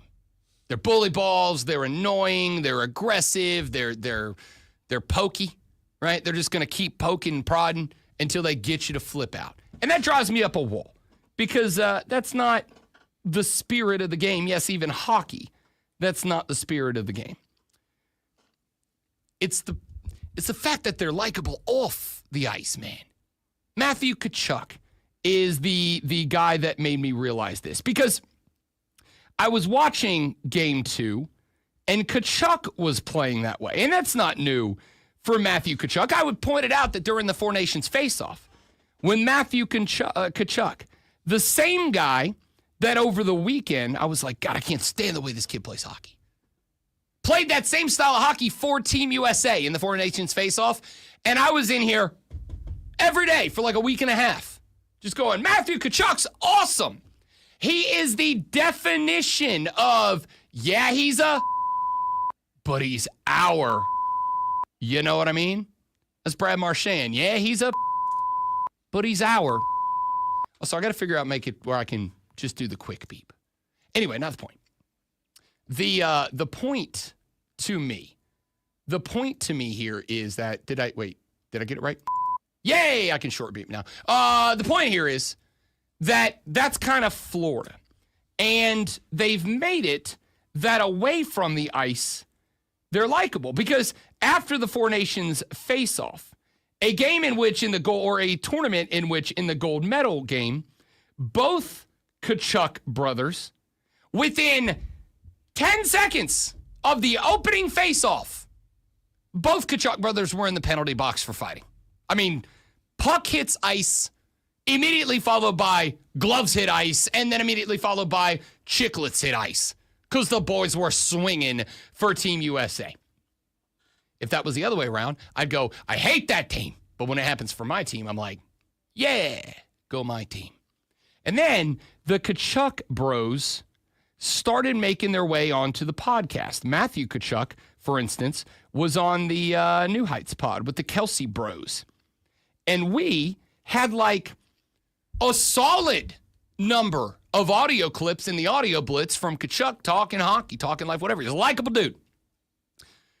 There is one guy in the entire NHL that has been so dishonorable on the ice that he gets referenced by and only by his first name on this show. It is Brad. Brad Marchand's nickname in the hockey ranks is the Rat. They call him the Rat. Not because of how he looks, but because how he plays. Yet you will remember that last week, Brad had a bite on this show during the audio blitz because Brad was asked, hey, Brad, did we see you eating a Dairy Queen Blizzard during a game intermission in the Stanley Cup playoffs? And Brad went, yeah, you did. It was cookie dough. There's a DQ like right by the hotel, so we just all grabbed one on the way here. That's likable. Because I bet if I said right now, hey, Zoe, I got a cookie dough Blizzard for both of us in the freezer downstairs. Do you want to go grab them? Zoe's response would be like, yeah, BRB. It'd be like now? Yeah. Yeah. Okay. Yeah. Is it in game? Yeah. Do I care? Absolutely not. They're likable. And then there's Paul Maurice, the head coach of the Florida Panthers. Now, Paul Maurice has helped build this team. A team that went and got the Rat out of Boston, added Brad Marchand. Why? So that he could teach the rest of a young roster how to play that style of hockey. And Paul got asked after game one, how is it that this team plays this way and is cool with it? And Paul Maurice gave what I think is a phenomenal answer about the difference in the chemistry on the ice and their personality off of it. Have you ever shotgunned a beer? Not yet. Have you ever been to church? Not church. But something spiritual? Yeah. Would you shotgun a beer in church? Okay, that doesn't make you a hypocrite. Right. There's a context and a place for all things. I will tell you they're honest. These men are honest. So that personality, it's all real. I hated Matthew Tkachuk. It's a little too strong when I was in Winnipeg, right? And then you meet him and you go, oh my God, what a wonderful human being. Remember I've said these guys are different? Like Barkov's personality is our room, right? And then there's like Sam Bennett. Sam and his wife are, raising money for cats and dogs. Like they're really, really nice people. And then the puck drops, right? Sometimes you say a prayer, sometimes you shotgun a beer. It's kind of like our team. I've never had an expression more apropos of me than. Sometimes you say a prayer, sometimes you shotgun a beer. That's fantastic. That's fantastic. But more importantly, I love everything about that answer. I figured it out. I didn't figure it out. Paul Maurice figured it out for me. Why it is that even though they beat and eliminated a hockey team that I really wish was still alive, because as usual, called it. The minute the Canes were out, I lost like 90% of y'all's interaction about Stanley Cup hockey, which is too bad because it's a great sport. It's a great postseason. It's a great playoff series, and it is the most prestigious trophy in American professional sports. I stand on that. And I lost it when the Canes got eliminated. Yet, I'm still going to talk about it. A, because again, it's a wonderful postseason. It is the most prestigious trophy in American sports. And Florida's fun to watch. Even if I hate the way they play hockey, they're fun to watch. And I figured it out. And the answer is because all of those cats he just mentioned, Barkov, Bennett, Tkachuk, Brad, they're all players that if they were on the ice, they are the definition of, that guy's a but he's my. And we're okay with that. But more importantly, all of them, I think, have been absolutely spectacular at promoting the greatness of hockey away from hockey. When Tkachuk is on the New Heights pod with the Kelsey Bros, Tkachuk, to me, did such a great job that I'd be willing to bet there were a few football bros that maybe weren't big hockey guys that listened to that. And I will say, a lot of it was credited to Jason and Travis because they're football bros and they have jumped in on hockey, right? Like they're bros, but they've jumped in. But it takes a Tkachuk to welcome them, to open the door to the barn for them to feel like there's a place to get in. This is part of the reason I talk so much hockey on the show. Because if your only exposure to hockey is, you watch Sports Center for 10 minutes in the morning and like maybe they jump 2 minutes on you and you go, all right, whatever, I don't get it. But when the barn doors open and guys like Tkachuk, when Brad is going viral on Instagram because Brad, like us, one of us, acknowledges that, yeah, I may or may not have crushed a DQ cookies and cream McFlurry during an intermission. There's a lot of dudes that are going to be like, that's pretty cool. When Tkachuk is explaining to the Kelseys, and he is excited about, and they are excited about, the fact that in order to rep the Stars and Stripes, he decided, I don't care what random Canadian they line across from me, that guy's getting punched in the face before we touch the puck. That guy's taking 5 to the chin. And the Kelsey Bros are like, USA, there's going to be people that jump on board. They welcome that. They want to see and find out more about it. And in my experience as a hockey bro, and I will acknowledge I am not a lifetime hockey bro, a lifelong hockey bro. My took exposure to hockey. It was the now Pensacola Ice Flyers. They were back in the day the Pensacola Ice Pilots. It took a friend of mine in high school who was a hockey bro, an Air Force kid whose dad was from the Great White North, who they were down serving at Eglin Air Force Base, who said, hey, my family's a hockey family. We're going to a hockey game. Do you want to go? And I believe either freshman or sophomore in high school, Rob Brown said, yeah, why not? Get me out of the house for a night. Let's go. And within 20 minutes of hockey, with a hockey guy kind of laying out, here's what's happening and why, I was like, this sport's awesome. I will agree with the theory Lonzo had last week. It is way better in person than it is on TV. It's still real good on TV, especially these last 2 games. So I think part of the reason I'm in on Florida, even though they did eliminate the Canes, which hurts me as both a fan and a broadcaster, is because of what he just said. because of that mentality of, Sometimes you say a prayer, sometimes you shotgun a beer. what a great take. What a great take. What a great way to describe that team. They are a team that for 60 minutes between the boards, they are going to, pardon the expression, skate on a razor's edge of inappropriate, over the line, and illegal. And by illegal, sometimes I mean like criminally, as opposed to ethics of the sport.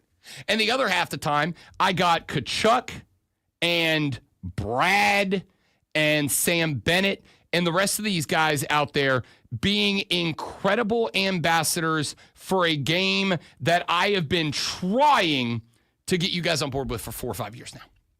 I think it's spectacular. I love that clip from Paul. I love that soundbite from Paul because it is maybe the most apt description of this hockey team that I have found yet. They play hard, they play mean, they play physical. Hell, sometimes they play cheap. But damn, they want to win the cup. And they're willing to play that way if that's what it takes. And Edmonton's choice in game number 3 as this series goes back to Sunrise, Florida. A terrible place to live, but a wonderful place to be a hockey fan.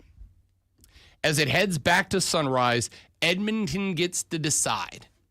Do we play physical and within the ethics of the game and try to knock them down? Do we buy in and try to beat up the guys who are bullies? Or do we not play physical and we let Florida skate away with the cup again in back-to-back years? I'm excited. I have no idea what Edmonton we're going to get. And because I have no idea what Edmonton we're going to get, I have no idea what Florida we're going to get. Game 3 tonight, 8 o'clock, is going to be, and I'm willing to stand on this, even with super regionals finishing up tonight, Duke and Murray State to determine the final spot in Omaha, even with Game 3 of the NBA Finals on Wednesday night, even hell with Game 4 of this series scheduled for Wednesday night. Even with all of that being on the roster for the week, I'm going to go ahead and tell you, if you're a sports bro, even if you're not a big hockey guy, Game 3 of the NHL Stanley Cup playoffs tonight will be the most exciting product you will watch on television this week. I think it will be the most electric environment you will watch on TV. That includes going back to Indiana for Game 3 of the NBA Finals. I think it will be the most physical game of anything that you watch this week. And assuming, and I'm willing to assume, that we get ourselves another 3 consecutive games if it happens. 3 consecutive games that we go to overtime. Best series start to a Stanley Cup Finals in a very long time. Hey, let's take a break. We'll come back here in just a minute. We'll talk some NBA Finals. Game 1 goes to the Thunder. What do the Pacers need to do in Game 3? We'll break that down next. Rob Alonzo and you, The Rob Brown Show, the Fan Upstate. QC. All right, guys, quick live, and we're coming right back. Stay right there for me.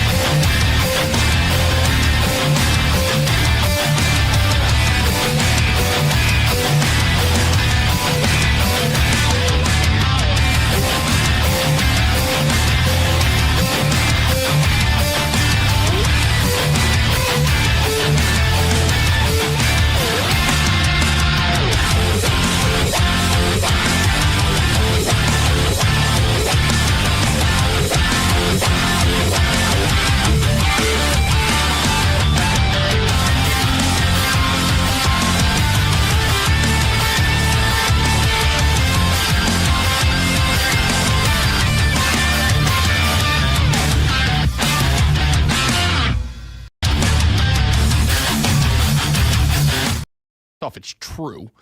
But second off, it is something that I consider very important. One of those teams, obviously, is the Greenville Swamp Rabbits, who I've developed a wonderful relationship with everybody over there, from Tim Vieira, their president, on down. Of course, Mark Benetti, voice of the Rabbits during hockey season, joins us weekly on the show to break everything down. The head coaches that have been here over the years that I have been in charge have been kind with their time. We get players on. And we, ladies and gentlemen, are going to benefit from that relationship tomorrow, because over the weekend, the Greenville Swamp Rabbits announced that they have hired their new head coach. Unfortunately, after 1 year of service, Kyle Mountain was relieved of the duties of head coach, and we wish Kyle the best. Love Kyle. Kyle was fantastic as a guest on this show during his time as the HC. But unfortunately, a disappointing season result for the Bits last year. They decided to make a change. And over the weekend, it was announced that the Greenville Swamp Rabbits' new head coach is a young cat by the name of Chad Costello. Yes, he's a Giga Chad. And Chad Costello will be announced as the new head coach officially in a press conference this late morning. It's at 11:30 at the Bon Secours Wellness Arena. Will make his first appearance as the acting HC and GM of the Swamp Rabbits of the GVL. Yeah. Tomorrow morning, Chad Costello will begin his tour of local media as the first-time head coach of the Greenville Swamp Rabbits. And that media tour will begin tomorrow morning at 8 a.m. right here on The Rob Brown Show. Chad Costello will do his first interview with media as the HC of the Swamp Rabbits tomorrow morning, 8 a.m. He will be joining us here in studio, which also means he'll be joining us live on the stream in the building to talk about it. Costello comes to the Upstate to begin his third season as a head coach, his fourth behind a bench in professional hockey. He was the associate head coach of the Rapid City Rush. Last year, led the team to an 18-10, 3-1 record. The team averaged 3.6 goals per game when he was the associate head coach. He also helped the Rush finish the season at 20% on the power play. That would propel them to become the ECHL franchise record in 11-game winning streak and overall 13-game point streak from February 1st to March 1st. That also included sweeps of the Utah Grizzlies and Maine Mariners. They got 2 sweeps of the Idaho Steelheads as well. Costello has been in a head coach role before that as well. He was the head coach and general manager of the Allen Americans for 2 seasons, reached the Kelly Cup playoffs in both campaigns, compiled a 70-67, 5-2 record across 144 contests. In his first season, his American squad finished second in the Mountain Division, top 5 in both power play and penalty kill, and top 10 in the ECHL offensive rankings. Additionally, his team featured 3 of the league's top 10 scorers over those 2 years, including ECHL MVP and Rookie of the Year Hank Crone, who led the league with 105 points, trailed next by his teammate Jack Combs, who had 95 in that stretch. The 38-year-old will make his debut as the head coach of the Swamp Rabbits again today in his opening press conference. His first media interview will be tomorrow here on The Rob Brown Show at 8 o'clock. So make sure you're here for that if you are a hockey fan. Listen, if you're not a hockey fan, and I don't mean to do back-to-back hockey segments, but yes, I do. Even if you're not a hockey fan, I have found that the easiest time to jump into a thing is when that thing is doing a reboot, right? Like if you're a video game guy, sometimes a video game will do a reboot. Oh, we're going back to our roots. Sometimes a TV show will hit a season finale and they're like, all right, we're going to go back to the basics for the next season. That's the easiest time to jump in. Jumping into something that is established and with a history as long as the game of hockey. If you weren't brought up and grown up and raised into it, it can be very daunting and overwhelming, especially when you were an adult, to jump into a new thing. The Greenville Swamp Rabbits are going to be your launching point for this. It's a reboot, all right? Season last year did not go the way that they wanted it to.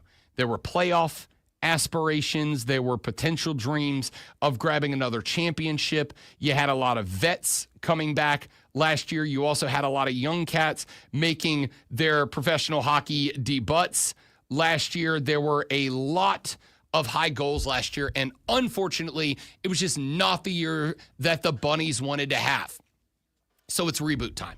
And I will tell you, as somebody who has a very close working relationship with the upper admin of that team and that team itself, this Greenville Swamp Rabbit team is fully bought in. And again, I'm not blowing smoke because they're here.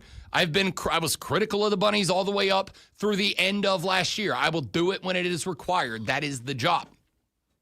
I will tell you from my conversations that I have had with this team, I will tell you with my conversations I have had both in front of the microphone with Benetti, behind the scenes with Timmy V and some of the other folks in the front office up there. This team understands that last year was not what they wanted it to be. They did not reach the goals they set for themselves on the ice. And there is a total and complete commitment to revamping that and getting that fixed this year.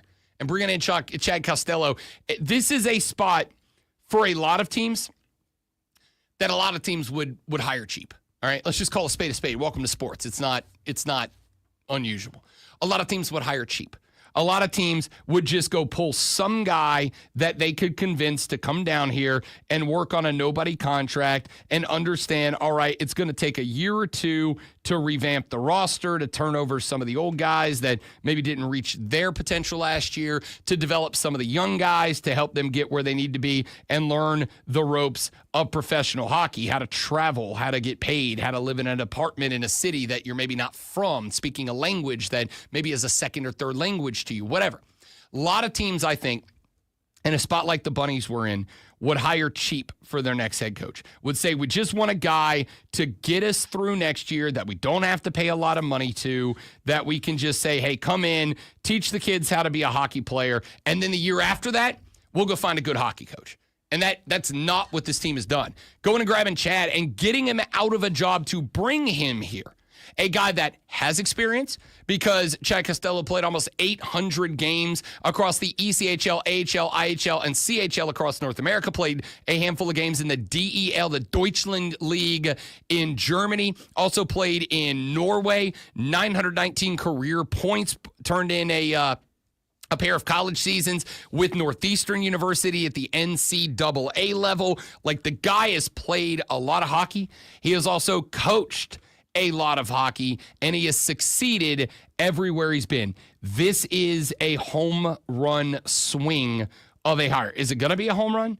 We're going to find out in a year or two of the regime. But what I will say is this, and this is, again, with all due respect, because I loved Kyle Mountain, great dude, phenomenal interview, was always fun to have on the air, but the results just weren't there.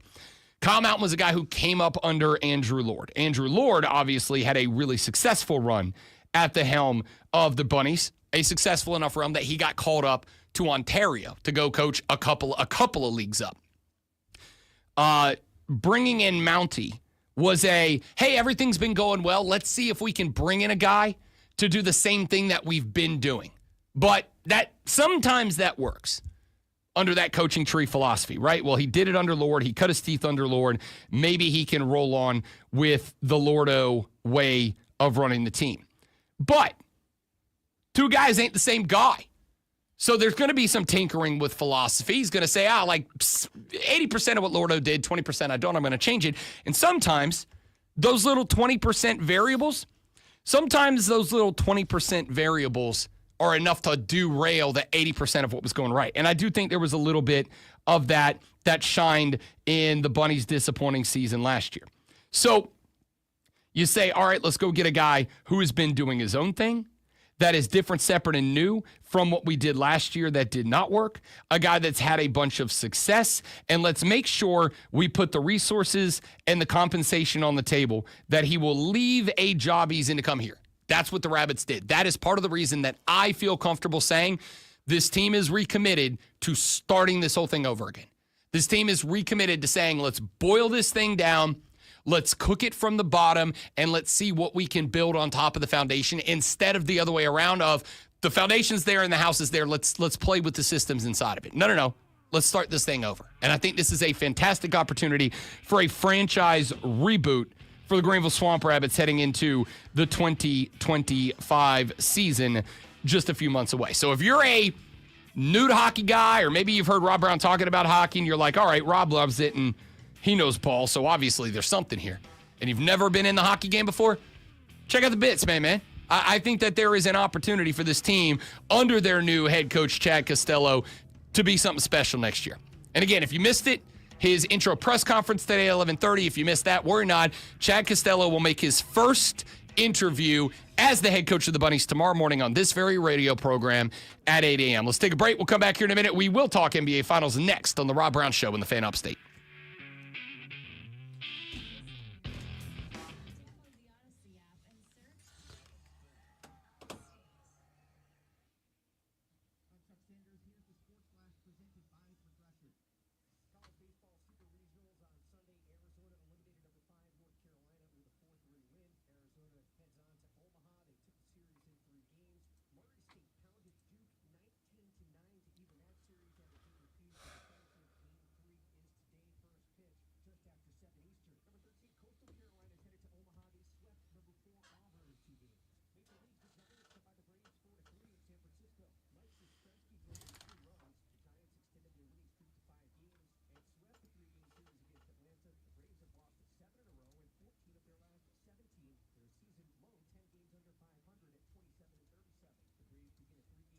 It's the worst record the Braves have ever had.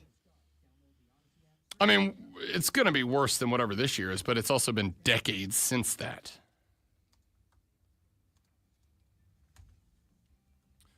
Let's see. In 1935, they were 38-115.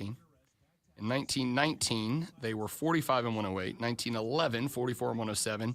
Their worst modern era season was 1988 when they were 54-106. They will win 54 games this year. This won't be the worst team ever, but it will be the worst team of my lifetime. Which is not fun. Not having fun. Minute and a half.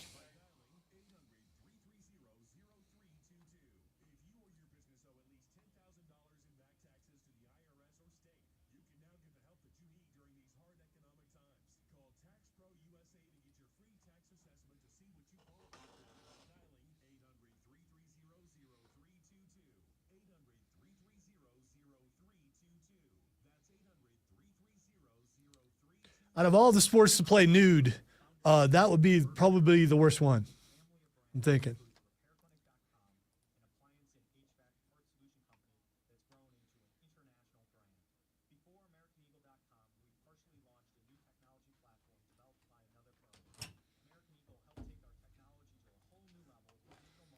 Because they're like sharp things, so you probably don't want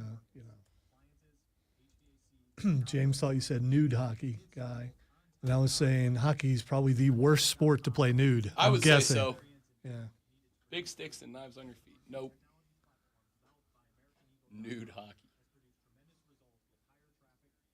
Then again, they did have like 9 successful seasons of the Lingerie Football League, so crap, I left my drink.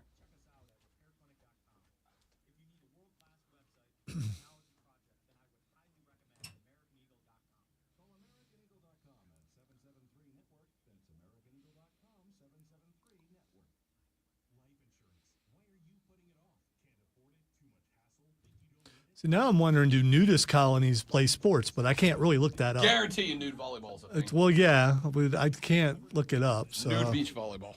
Sure you can. It's show prep. You say that to me all the time. Mm-hmm. It's show prep. Yeah, I'm gonna pass on that one. We're breaking down the nude volleyball league. You know what? We might start breaking. Is there a nude volleyball league? I'm not gonna look it up.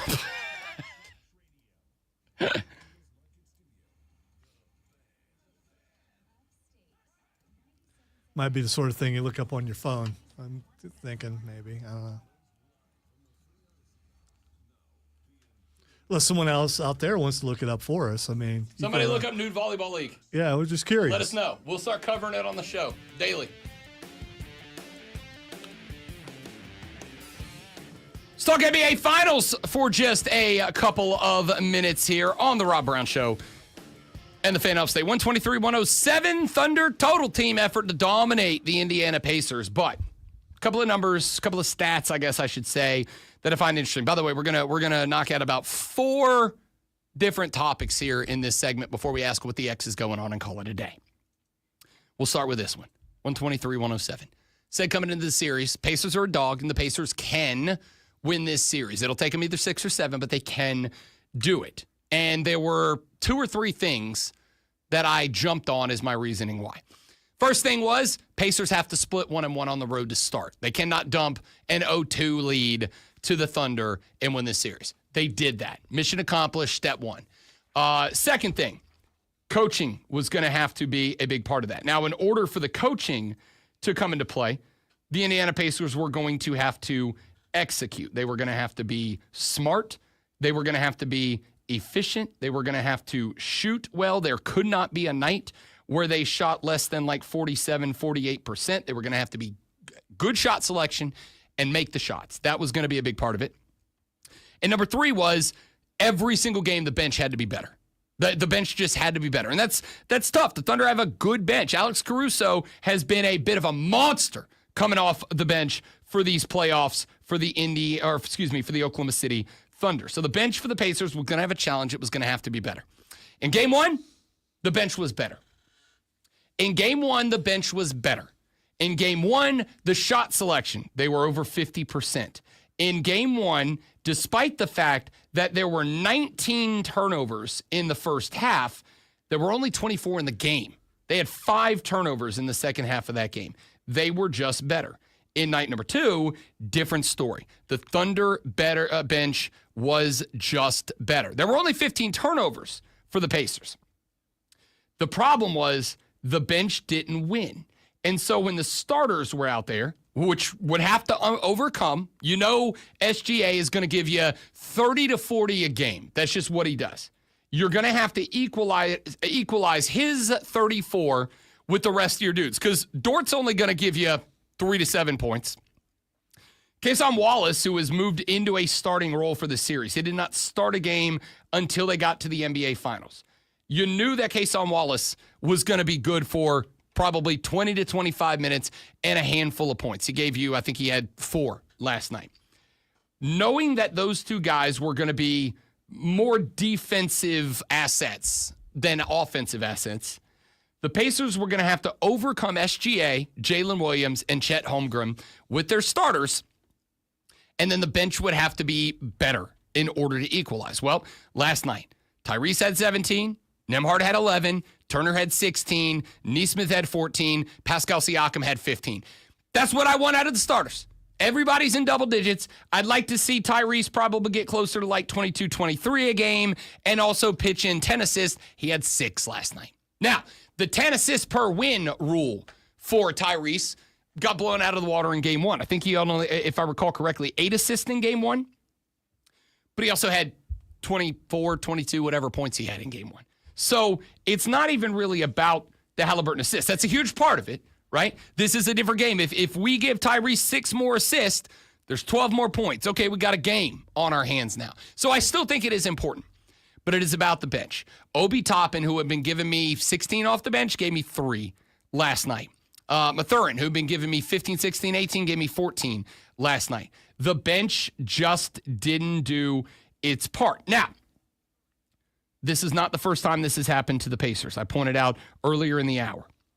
This team, and this is why I'm not pushing the panic button after a game 2 loss, because this team has lost one game by 15 or more points in every series of this postseason so far. They lost by 15 to Milwaukee. They won that series 4-1. They lost by 15 to Cleveland. They won that series 4-1. They lost by 15 to the Knicks. They won that series 4-2. I'm not panicking. Now, the Pacers, I would argue, were a better basketball team than all 3. Would we say that there is a clear talent advantage over the Bucks?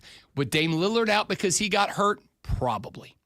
Would we say that there is a clear on-paper talent advantage over the Cavs? Honestly, I wouldn't say yes to that. I'd say it's 2 pretty equal teams. The disparity there that allowed them to win that series so convincingly was Rick Carlisle, who was the clear advantage on the bench as a head coach. Was there a talent favor for the Pacers in series in the conference finals against the Knicks? No, there was not. At the best, I would say that was level series. Honestly, I could make the argument that the Knicks have a little bit more talent on paper. I don't think it's true, but I can make the argument. Okay. They won that series again because Rick Carlisle had a deeper bench, and because while I do think Tom Thibodeau is a good coach, he's also a better coach than Tom Thibodeau. That's not an insult to Thibodeau. I think Rick Carlisle's the best coach in the NBA right now. With the loss of Greg Popovich, I think Rick Carlisle's the best coach in the league. So you have all those advantages going for you. Is last night the Pacers didn't execute. Too many dumb moments. They didn't. Rebound battle was what won them game 1, too. They had 56 boards in game 1. They had last night, if I recall correctly, 35. So you're talking a difference of 21 rebounds. If half of those turn into points, we got a game again, right? So I think that Carlisle had the game plan. I just think the boys didn't execute it in the critical spots, A. And B, I also think in the fourth quarter, Tyrese Halliburton was drawing a lot of doubles, and the guys coming off the bench in support of Tyrese Halliburton weren't giving him the options they did back in game 1. A credit to the Oklahoma City Thunder defense, but I don't think Tyrese had the outs like he did. Will they in game 3? We'll find out. That's the determining factor. But the Thunder feel themselves a little bit. I'm not saying game 3 is must-win for the Pacers. If they lose game 3, game 4 is must-win. They cannot do worse than split this series 1-1. It would behoove them to win game 3 to basically get the Thunder going, okay, we're not them. Like, they're good. We're going to have to play our best and kind of get into their heads a little bit. We'll see if that plays out. Speaking of Tom Thibodeau, segment number 2 I want to do in our mini segment run here. You know who is becoming the topic of conversation about being the next head coach of the New York Knicks? Jason Kidd. You know where Jason Kidd is right now? You know who he's the head coach of right now? The Dallas Mavericks. And he's done a pretty good job. Now, you could make the argument that he's done a pretty good job because he's had Luka Doncic on that team. I don't care about that. Jason Kidd's been a pretty good acting head coach for the Dallas Mavericks. And now, the rumor is he is the front runner to become the head coach of the New York Knicks. Why would that happen? Because he doesn't have Luka Doncic anymore. This is, remember when we said, even if they did get Anthony Davis. He has Anthony Davis. Yeah, that's the same. You know, it's apparently. Traded a generational superstar for a 30-plus-year-old guy who can't stay healthy. That's the same. When that trade got made, and everybody said, wait a minute, Rob, they ended up with the number 1 overall draft pick for the next season, and they ended up with a bunch of good players that they can build around that guy, no matter who it ends up being, even if it is Cooper Flagg, yada, yada, yada. I said at the time, when your ownership group doesn't care, when they are more invested in their own ego and the bottom dollar than they are making the team successful, there's a bunch of unintended consequences that come with that. One of those unintended consequences is that your head coach is apparently openly flirting with another team. The reason for him openly flirting with another team is because you, without his question or without his word of approval, traded away the centerpiece of his team, and you did so to bring in a guy that the Lakers went, yeah, no, we're good. We're good without this guy. We're good moving this guy who has been on this team for a couple of years now. We're good moving on from this guy to get Dallas Luka Doncic. So Jason Kidd's like, yeah, no, I'm not going to do that. Because what happens if Cooper Flagg comes in and is an absolute star? Are you just going to trade him away again? The answer is possibly yes. All right, last one I want to get to before we ask what the X is going on. The Braves drop all 3 to the San Francisco Giants, including a Friday nighter where they held a lead in the bottom of the 9th inning, a Saturday game where they held a lead in the bottom of the 9th inning, and a Sunday game where they had a lead in the 4th inning but then stopped hitting the baseball for the rest of the day. Braves fans, the season is lost. All right, so here's what I'm going to do. And I'll break this down a little bit more in detail yesterday, but we do have 2 final series I wanted to spend time on today. This season is lost, and I need you to all mentally prepare yourselves. And I need you to mentally prepare yourselves because the Atlanta Braves are now trade deadline sellers. Okay? I am going to wager Chris Sale will not be an Atlanta Brave at the end of this year. I am going to wager Marcell Ozuna will not be a Braves by the end of this year. I will wager that the only names that are safe on this team are Austin Riley, I think is safe. Spencer Strider, I think is safe. Drake Baldwin, who, if he gets more playing time, is going to be the rookie of the year, at least on the National League side, is safe. Maybe Matt Olson is safe, but that's more about the fact that nobody's going to want to take on his contract. So unless the Braves are giving him and some compensation, I think he's gone. I think the Braves team at the end of the year is going to be a very different Braves team than you're watching right now because you're sellers. The season's over. The Phillies are in a slump. This is a spot, right? We said what? I said, if you end up in a double-digit hole to Philadelphia, it doesn't matter if they go into a slump. You will be too far back to catch up. The Philadelphia Phillies went into a slump with the Braves hanging around 10.5, 11.5 back. And in a spot where the Braves should have gone on a run to catch up, they are also in a slump. They have now dropped, I believe 14 out of their last 16 games, including 3 at the Giants, 2 of which they held a lead in the bottom of the ninth, and 1 in which they held a lead and then stopped hitting the baseball. The team is over. The season is over. Not just is this season over, your championship window has slammed shut. All the guys who are players, with the exception of Strider, Riley, Olson, Baldwin, and that might be the list. Ronnie, so 5. Everybody else is trade bait. This team will be a team made up of those 5 guys and a bunch of rookies. By the end of this year, it is rebuild time for the Atlanta Barbs. And now, the Rob Brown Show presents Twitter. Wow. not even panic in your voice. So it's over. Okay. You are panicked in the 5th round when the guys hit you on the chin 5 or 6 times and you're staggering. Once you've been knocked to the canvas and there's a 10 count and the bell's rung, there's no point in panicking. The fight's over. Well, you're also asleep at that moment. The fight's over. All right, the first thing is Xing is Nick Chubb. Nick Chubb is Xing because Nick Chubb, who is a free agent, is apparently on his way to, I saw it earlier, it was one of the Texas teams. Was it Dallas or Houston? Houston? Was on his way to Houston. The rumor right now that Nick Chubb will be joining the Houston Texans. That's a good pickup, and I'll tell you why. It's not because of the addition to the rush game. I went and looked because we were talking NFL win totals last Friday night when I was filling in on BetMGM tonight, and somebody pointed out that the Houston Texans, as of today, based on stats from the last couple of years after the moves, after they moved on from Laramie Tunsil, the Houston Texans have the 29th best offensive line in the NFL this year. So the thought of a C.J. Stroud bounce back may not happen, not because of C.J. Stroud, but because as of right now, they have the worst, second or third worst offensive line in the league. Nick Chubb's a big, thick, meaty man blocking back. That's why he's going there, to help keep C.J. Stroud alive. Yeah, that's a good thing. All right, the next thing is Xing is Michael J. Fox. Michael J. Fox, I think he's Xing. I don't know this for sure. Is because a phenomenal television show called Shrinking is about to go season 3, and Michael J. Fox has been added to the roster. Harrison Ford's on it. What's his name? Marshall from How I Met Your Mother. Jason Segel is the star of that. There's a lot of other big names in it. It is a fan-damn-tastic television show. If you haven't watched it yet, I highly suggest. It's a very feel-good, but also kind of dial in on some tough aspects of humanity.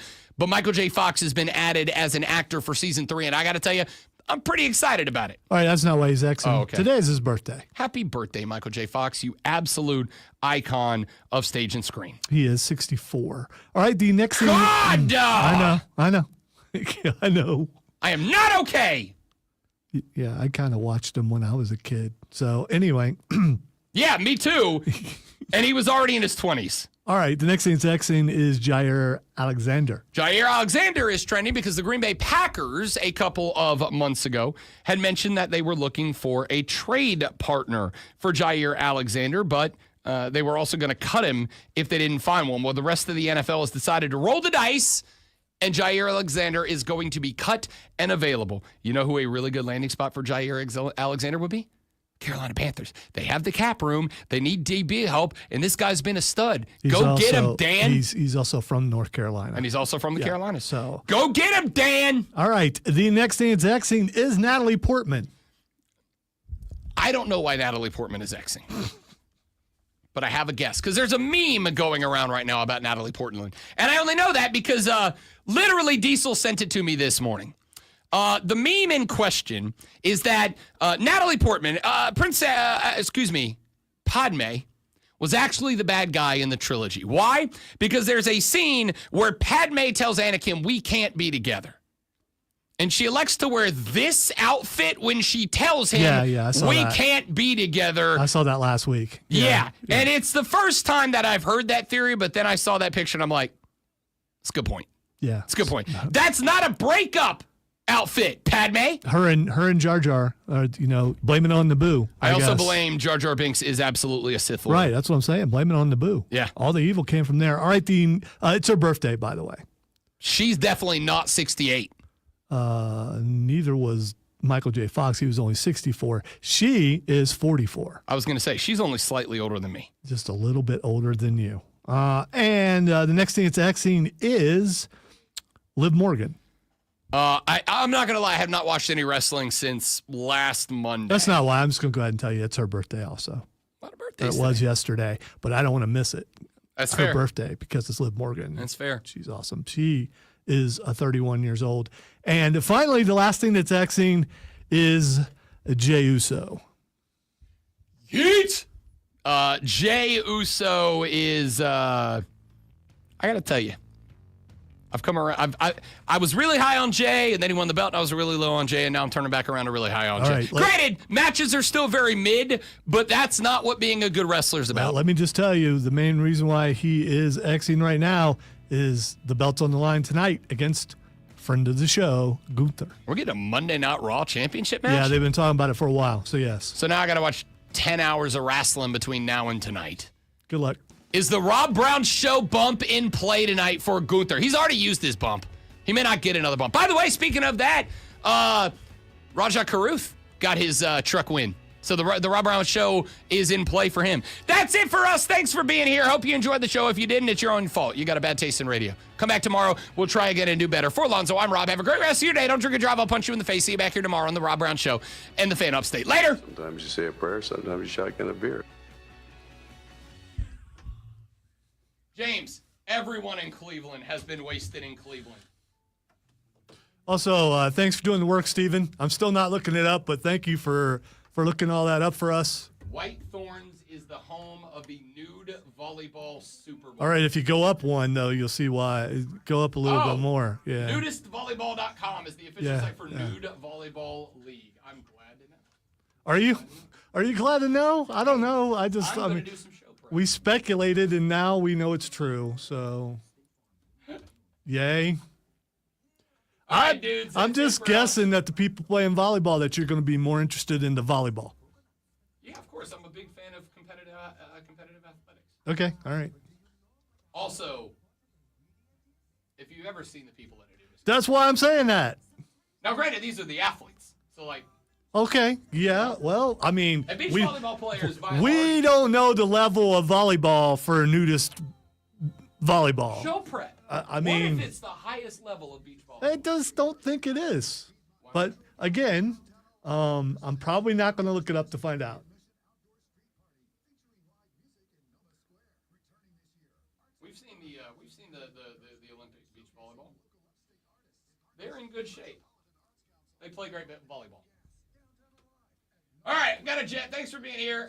Chad Costello, new head coach of the Greenville Swamp Rabbits, tomorrow at 8 a.m. So if you're a Hacky fan or you want to be, join us for that. Follow me on social. I will be at his introductory press conference later on today. Have a good day. Goodbye. So do you want to block that one?